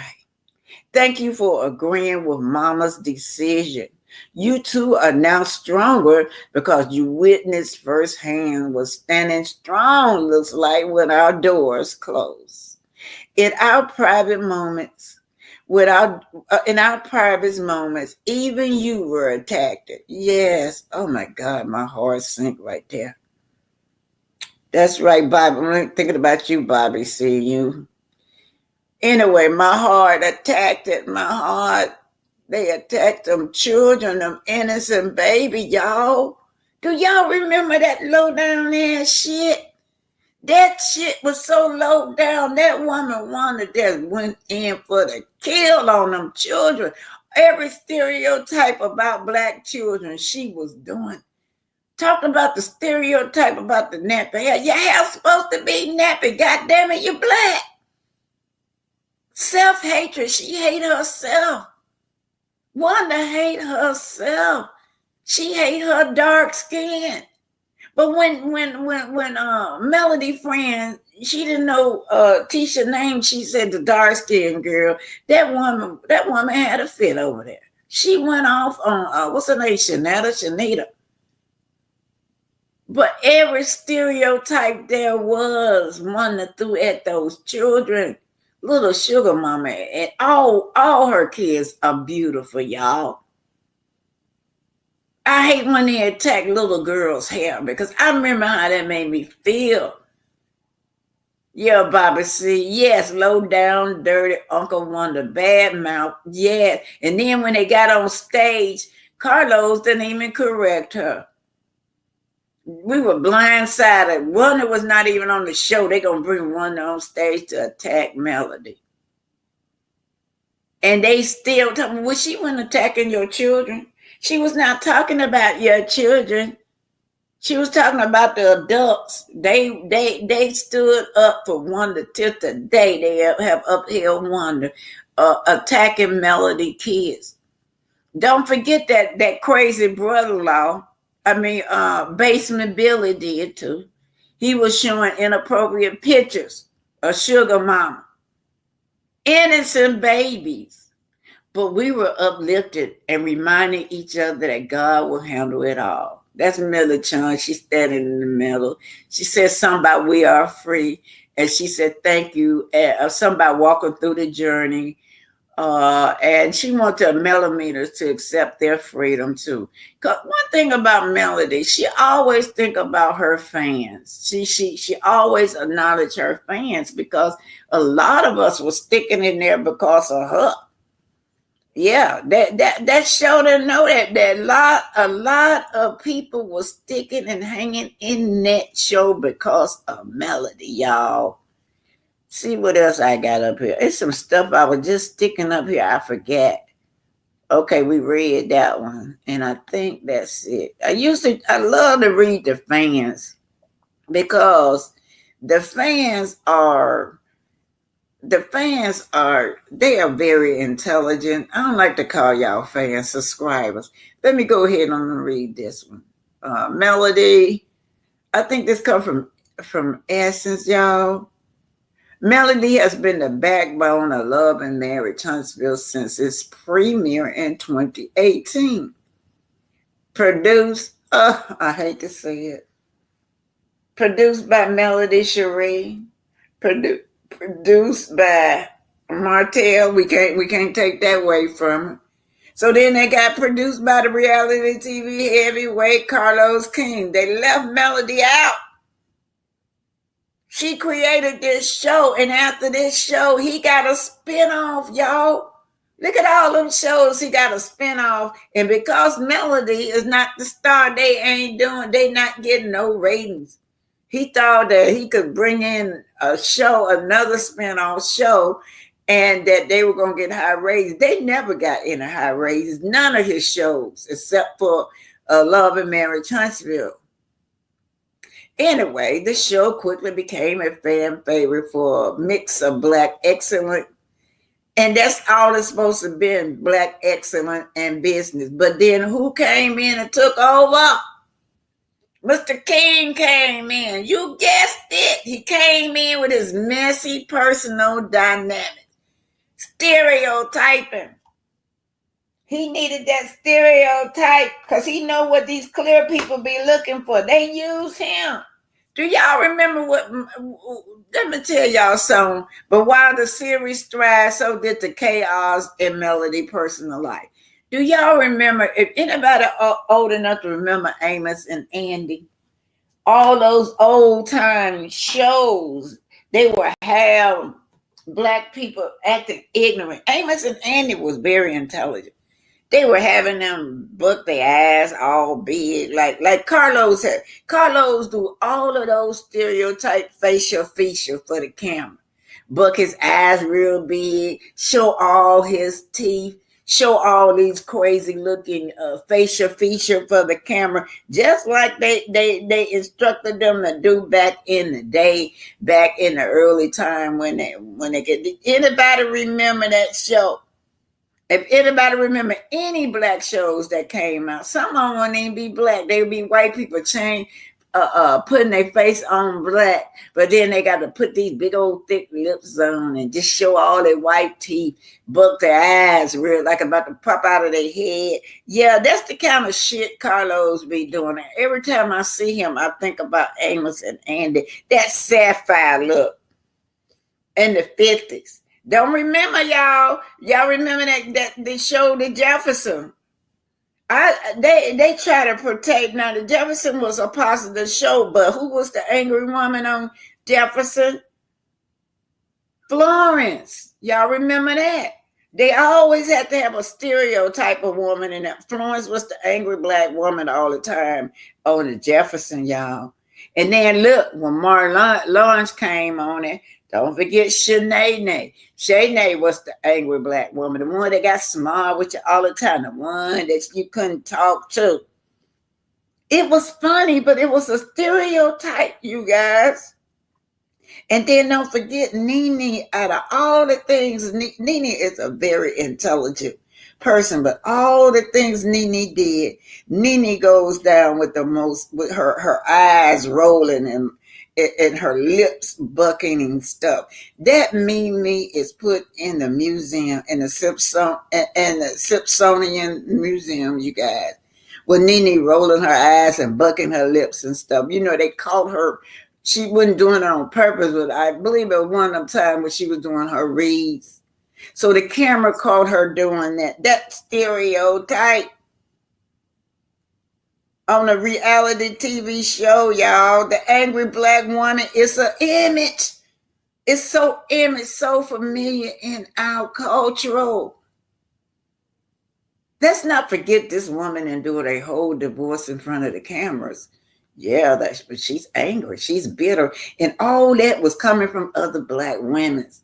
Till today, we still hear how bitter she is.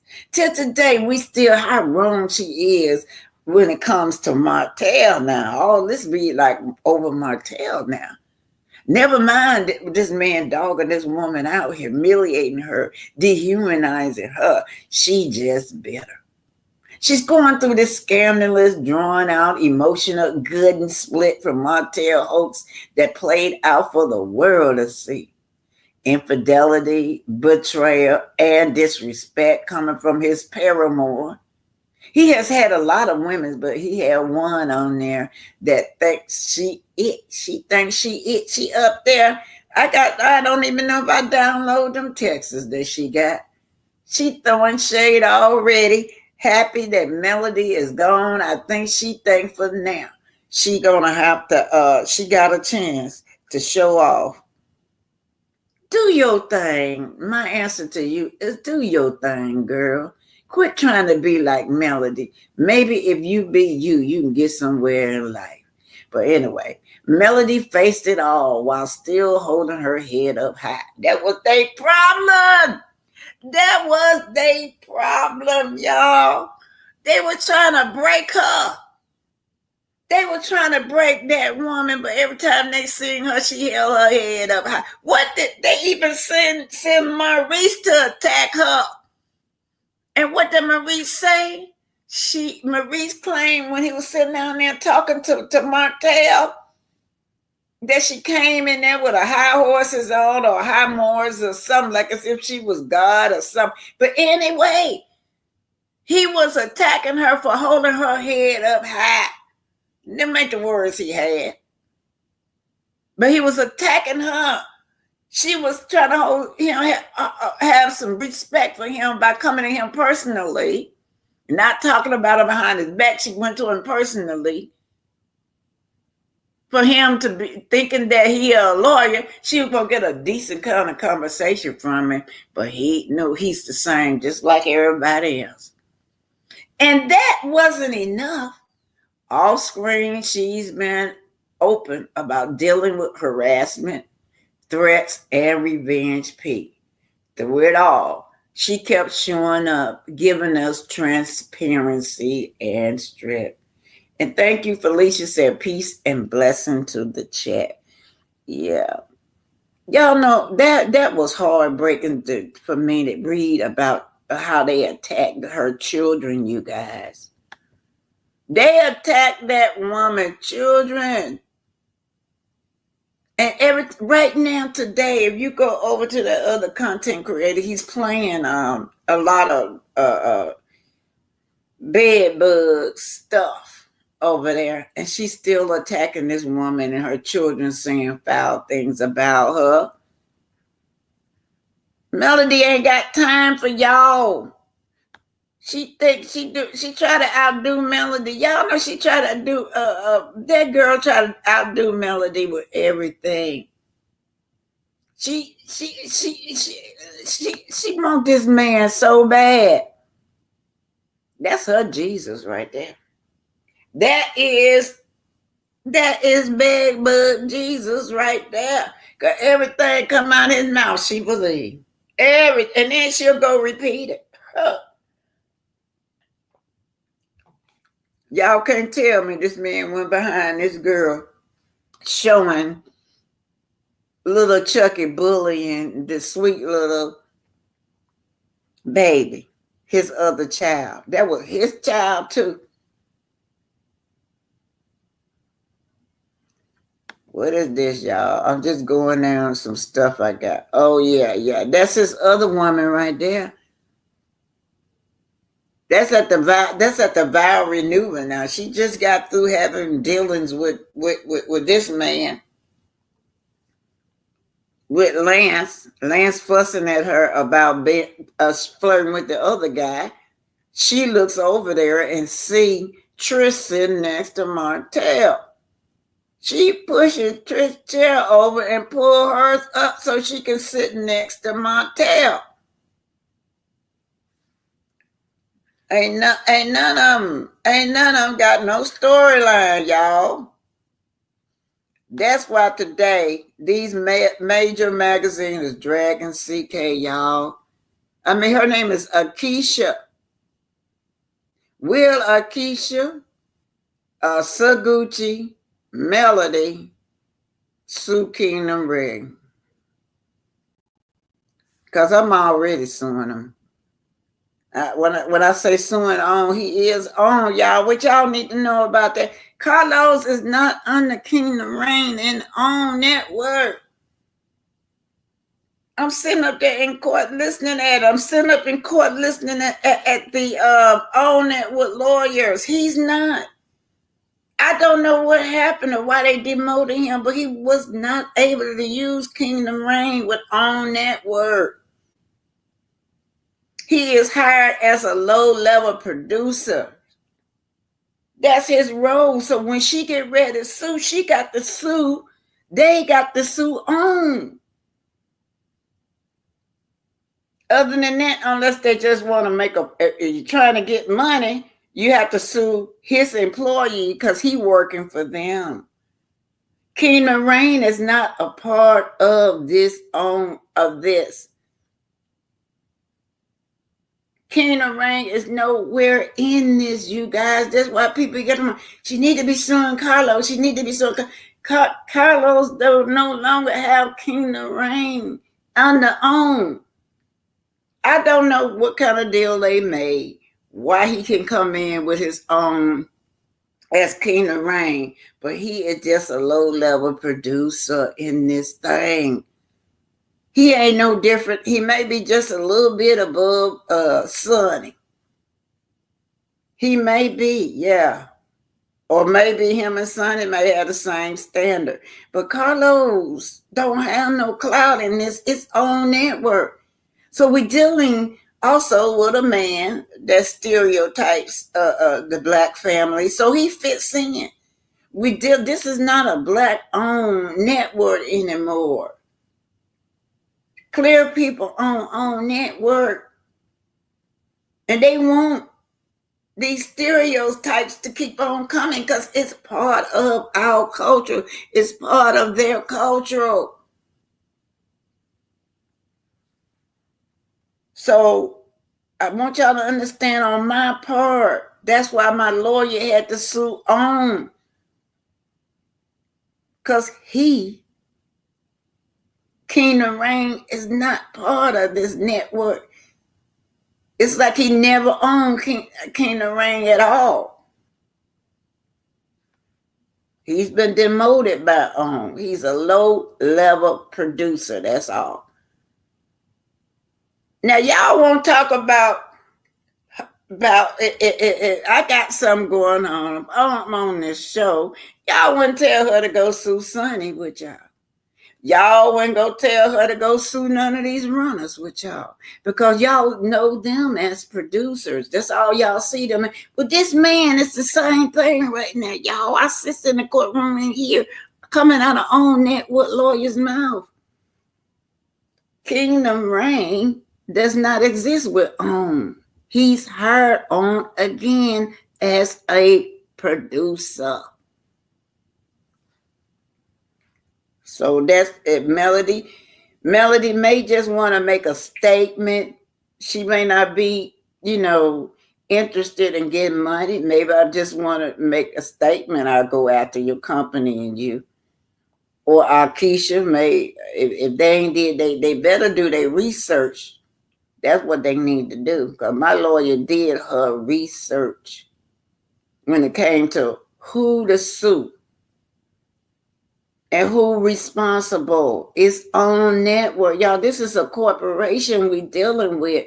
On network is the one you have to sue. I don't know. I don't know. I guess I need to look around to see who is over Carlos King. What producer is over Carlos King, and who Carlos King is who's producer. They might have left him in charge of these low-level producers. These little Ronalds they made have left in charge, but he has no clout, no pull. And on network, you guys, King the Ring has no clout, no pull, and on network. I learned so much just sitting in that courtroom. I can't say a lot of stuff, but I learned so much that my mouth just fly open. It's safe to say that even it's safe for me to say too that Credit One. If we want to talk about Credit One, if we're talking about Credit One, they don't own Credit One. They never have owned Credit One.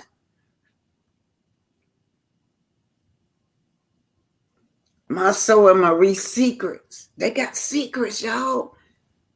All they secrets coming out. They don't own nothing. Maurice don't own nothing, y'all. Nothing. Only income he got is through there. Through on network. And he got the nerve to be going after Melody. Now I don't know what's going on with Melody. That's not what I'm here to look up what's going on with her. But the rest of them I do. Maurice owned nothing, y'all. He does not own King of Rain. And not King of Rain, Credit One. They rent that place out. That's what they do. And then for the life of me, this young lady tell y'all what be going on at Credit One. And the reason I think she telling the truth is, in my opinion, allegedly, is because it came out of Kimmy's mouth first. Kimmy was on that stage screaming at Martell, don't be telling him what be going on at Credit One, that my man be out all night long. And Carlos said, well, what would he be doing with a bunch of men? She said, he just be partying over there with a bunch of men. Oh, Lord, have mercy. That's what she said. She's the one that told us all this secret that her husband don't come on. This girl tell you why, because she be there with him all night long too. So has Arian. They had Arian first, y'all. Y'all don't know what's going on. Allegedly, and in my opinion. These brothers, right? Brother to brothers. They do this incest kind of shit, allegedly, and in my opinion, and according to what this girl say. I'm going to put this picture up. We're going to talk about this. Brother on they do this incest. All them brothers, they be doing sexual things, y'all, allegedly, and in my opinion, I'm repeating what she said now. She said that all these brothers had me. Right? One in the front and one in the back. They just taking turns. Even the big one. The bigger one. That great big one too. She didn't name Basement Billy. She named that big one. That other big one. That's what be going on in Credit One. But who was there before she was? Arian. The community been told me that Arian is a pass around. How they met, he lying how they met, y'all.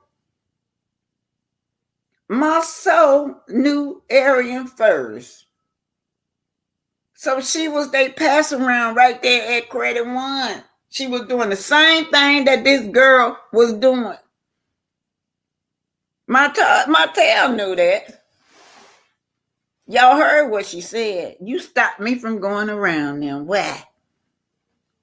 Because Martell wanted Arian for himself. Aaron was doing such a good job till he don't have his private. You're my private dancer.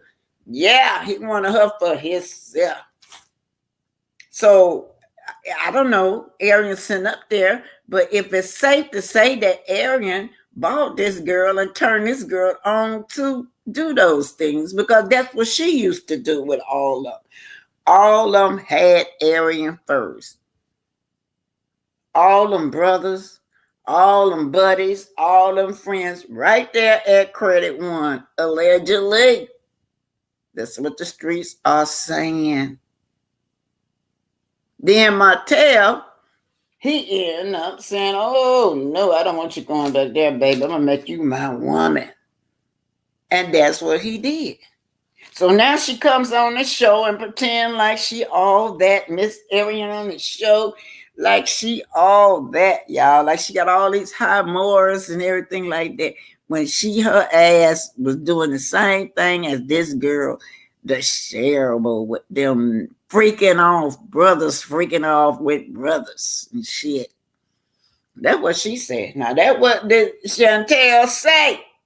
And that's what the streets say, that Arian was freaking off with all them brothers and all Martell friends too. They shared her at Credit One. That ain't the only thing they share. They share men's too there, y'all. Yeah, I'm saying it. Allegedly. They share men's too. The men share each other too. They got this down low kind of shit going on. They're going to tell on Martell, but they ain't going to tell on themselves. Say Martell like men's. Well, what are your husbands are doing if he hanging out on the down low with these brothers? Because your husbands are there too. But word out in Huntsville that all of them, they do each other. They do each other, but they want to put everything on Martell. Y'all, what y'all think? That Martell just doing these men so they just go the other way, That's right. Tisha, why you ain't just go ahead on and tell it all, Tisha? Why didn't you just go ahead? Because I know you heard it. You done seen it too. But you want to tell on Martell that Martell is the one that had that lifestyle. Not your husband and his brothers. Because y'all, that's some nasty ass shit. Let me tell y'all. I would be worried about them brothers hanging out with each other. Because they freak with each other, allegedly. They freaks. Put this back on. The girl already told you that all the brothers get off together with her. So when them brothers walk out the door in the bedroom by themselves, Kimmy and Tisha, what y'all do? Look the other way when them brothers all in the bedroom by themselves? Allegedly. Copyright disclaimer up. All this allegedly, in my opinion, I'm repeating what the girl said on that. Because, see, they won't come back and sue. All them fake, y'all. Fake. I can't end without this, y'all. This come from Chit Chat. Trisha finally Martell's the truth. So y'all was talking about Ken now. That's some fake stuff. They gonna come on like this. They this lovable couple. She gonna come on. Trish gonna come on here like as if she just meeting Destiny for the first time. And what do you find out? Destiny and Trish been knowing each other. They got texts wishing each other happy birthday. They done socialized before. Was she in Destiny one of their weddings? This some crazy ass shit. And Destiny still sitting up there like trying to fool the audience like she don't know Trish. Trying to fool us now. That's why Melody say that we're some critical thinkers. Don't you think you ain't got the FBI? Got all these FBIs, these computer whiz can find out everything about y'all. We already know that Stormy knew her too. Then Trish, I guess Trish thought she was gonna get Melody to react when she says, "Well, you know, I know coleslaw, I know bed bug." That's what Melody said she told her. Then she got the nerve to accuse her trying to start some mess because she said she thought that she still loved Marquez. Ken busted her. Ken said, yeah. Ken went off script. She said, "Oh shit, cut the camera." Y'all, I'm gonna get to that in a minute. I forgot it. Some stuff I forgot. I already closed with some of this stuff up here. I will forget. Sometimes y'all don't know how y'all help me. Y'all will say something and then it'll trigger me back to what I'm supposed to be doing. That's Ken sitting up there. Ken sitting up there. He getting ready to go off the script because he's trying to talk to the girl in an intelligent way. Now that's a female Martell right there.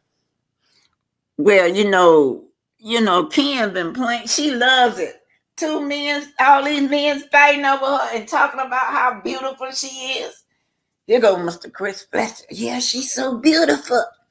Yeah, I told him it's a beautiful lady walking around here in the gym.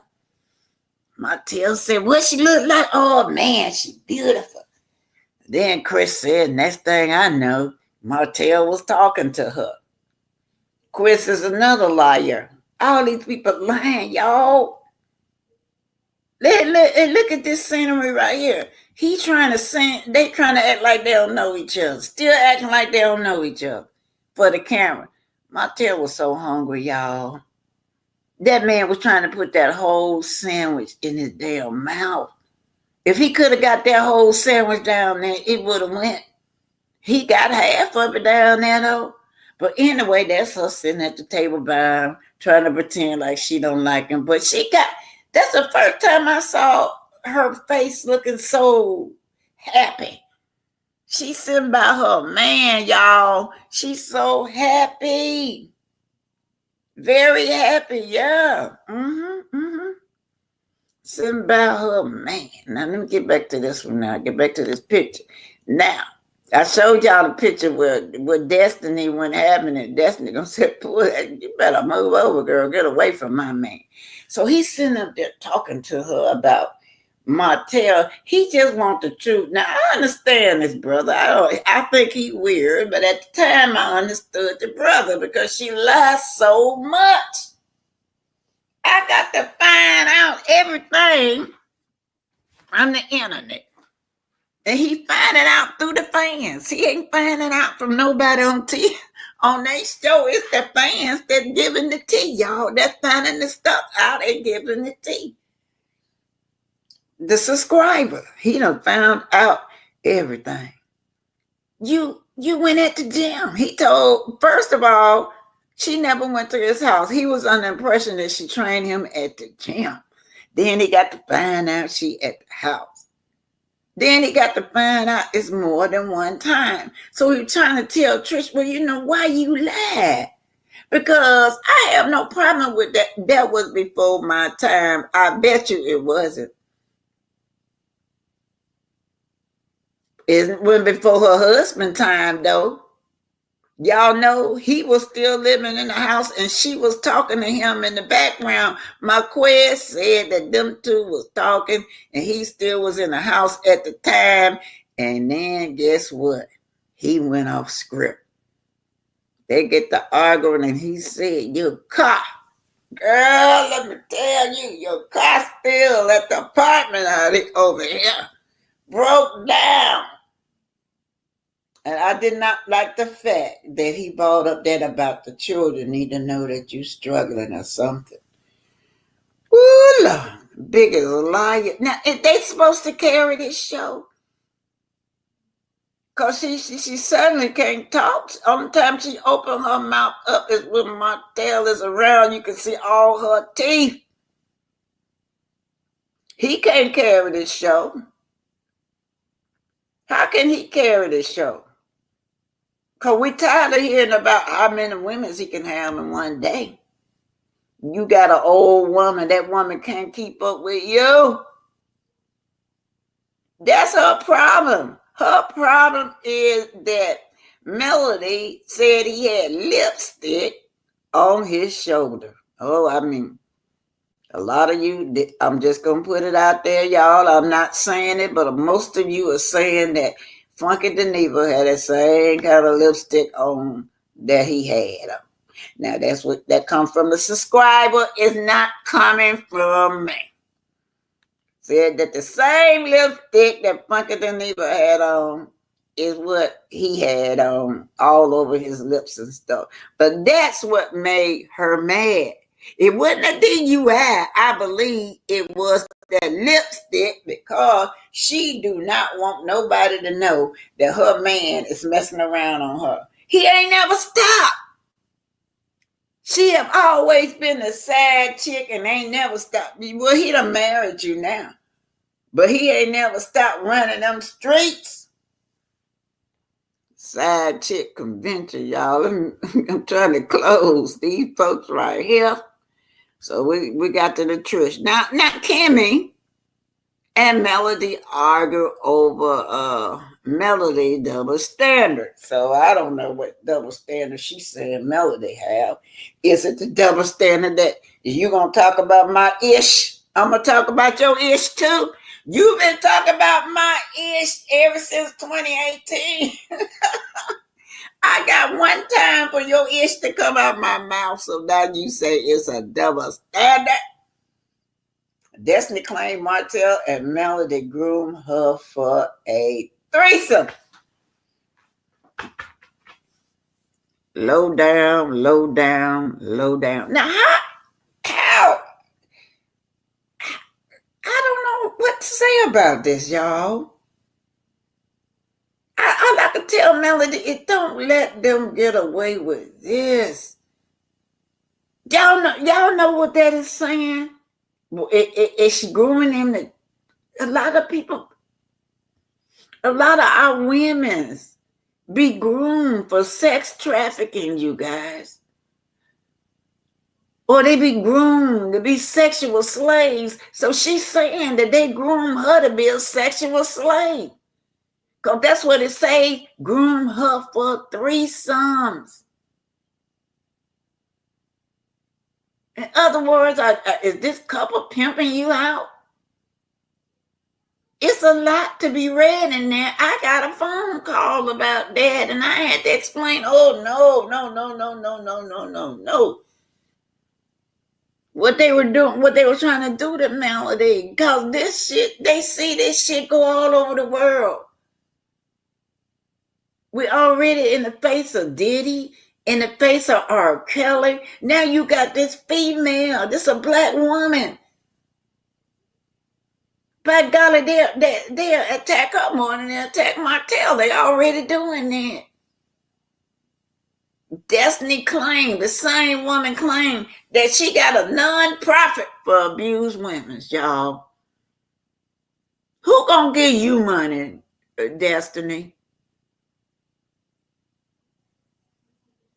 I don't blame Melody for leaving, but that shit right there, I hope they took it down. I don't want to see that tonight. I don't want to see that come up on the screen tonight. Trying to label this woman on R. Kelly, a female R. Kelly, y'all. Y'all see what they doing? Negative. The stereotype of black women. And then lastly, they want to say Sonny joined the cast on stage to harsh out her differences with Sonny. Only thing I can tell you, quit harshing out your differences with this woman.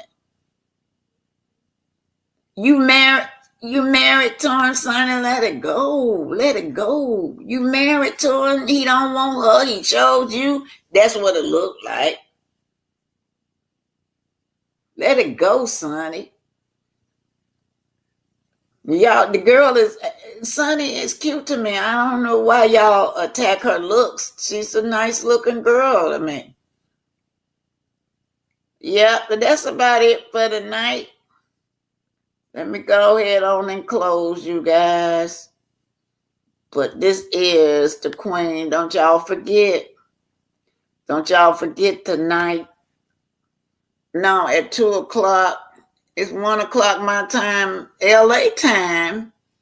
I don't know. Y'all just have to figure it out. LA 2:00 is not this 2:00. This Huntsville time right now is 1:00 in Huntsville. So in LA, probably about what, 10, 11 to about 10:00 in the morning in LA, right? Let me see what y'all saying, and then I'm gonna get it's 2 hours and 24 minutes in here. Janetta Speaks that came on. He looks raggedy now. Look at all the women's he humped sitting under him. I would have left the table too. Oh yeah, he did, didn't he? Y'all come up and pull that chair. They had, she did say, tell Lance to make sure that the seating arrangement is okay, so that custody order would not be violated. But y'all know since then he done violated. Now he can't even be in the same room with her no more. But y'all know since that aired out, he violated what little they did have. Yes, low down dirty Uncle Wonder bad mouth the children. I give my mom April. I give my mom that picture that's in BT background when I was a teenager. Let me put it on. I got all this cover on this couch. That's what I'm trying to hide. I'm laying on the couch. Let's see. Let me see what you're talking about. I'm on this couch. Y'all see my pillows and stuff. Don't talk about me. I got them to my back. My back hurt. Yeah, I was trying to hide that. Okay, let's see if you can see. Is that what you're talking about? Yeah, it's an antique picture too, y'all. It's antique. Okay, you guys, let's get ready to go. Love y'all. Thank y'all for being here. I think somebody sent me a $5 cash app. That was Miss Mamie. I want to thank you for that. I want to thank everybody. I'm gonna say goodbye right now. You guys can y'all go get my y'all go get my lights up, y'all. All of my videos is so low. Y'all get me there. So I know everybody don't have money to give me, but if y'all just push the likes at the end of the month, I could get paid. So y'all go and try to like my videos because they do, so I could get money at the end of the month. Because I realize y'all struggling like me. You just don't have it to give all the time. But I am monetized. That's one thing y'all can do is get them likes up there for me, you guys. Thank you for being here, everybody. Felicia Benson, do I know? I just about know everybody. I know the new ones when I come in. Oh, Miss Felicia Benson, Jersey Girl, Bobby C. I'm trying to make sure I call all out y'all out before I go. Ophia. I don't think I know her. Ophia, but sorry, I don't think I recognize you. Ophia, let's see. Bobby C, I call her Jersey Girl. I know Jersey Girl. Imani. Let's put this up here, y'all. See what Imani say. She said, we feel the passion coming from, we feel the passion coming from your soul. Look at Mel. She has integrity and morals. Yes, Imani, thank you. Destiny and the Scott Women's are acting like bulldaggers. Oh, only Tisha, Kimmy, and Destiny are not acting. Oh, she said they real bulldaggers. She said they real bulldaggers. They not acting. That's funny. Bye, y'all. I'm finna get off. Bye. I'm finna go find me something to eat. Thank y'all. Get them likes out. Go hit them videos so I can get paid at the end of the month, y'all. Thank y'all.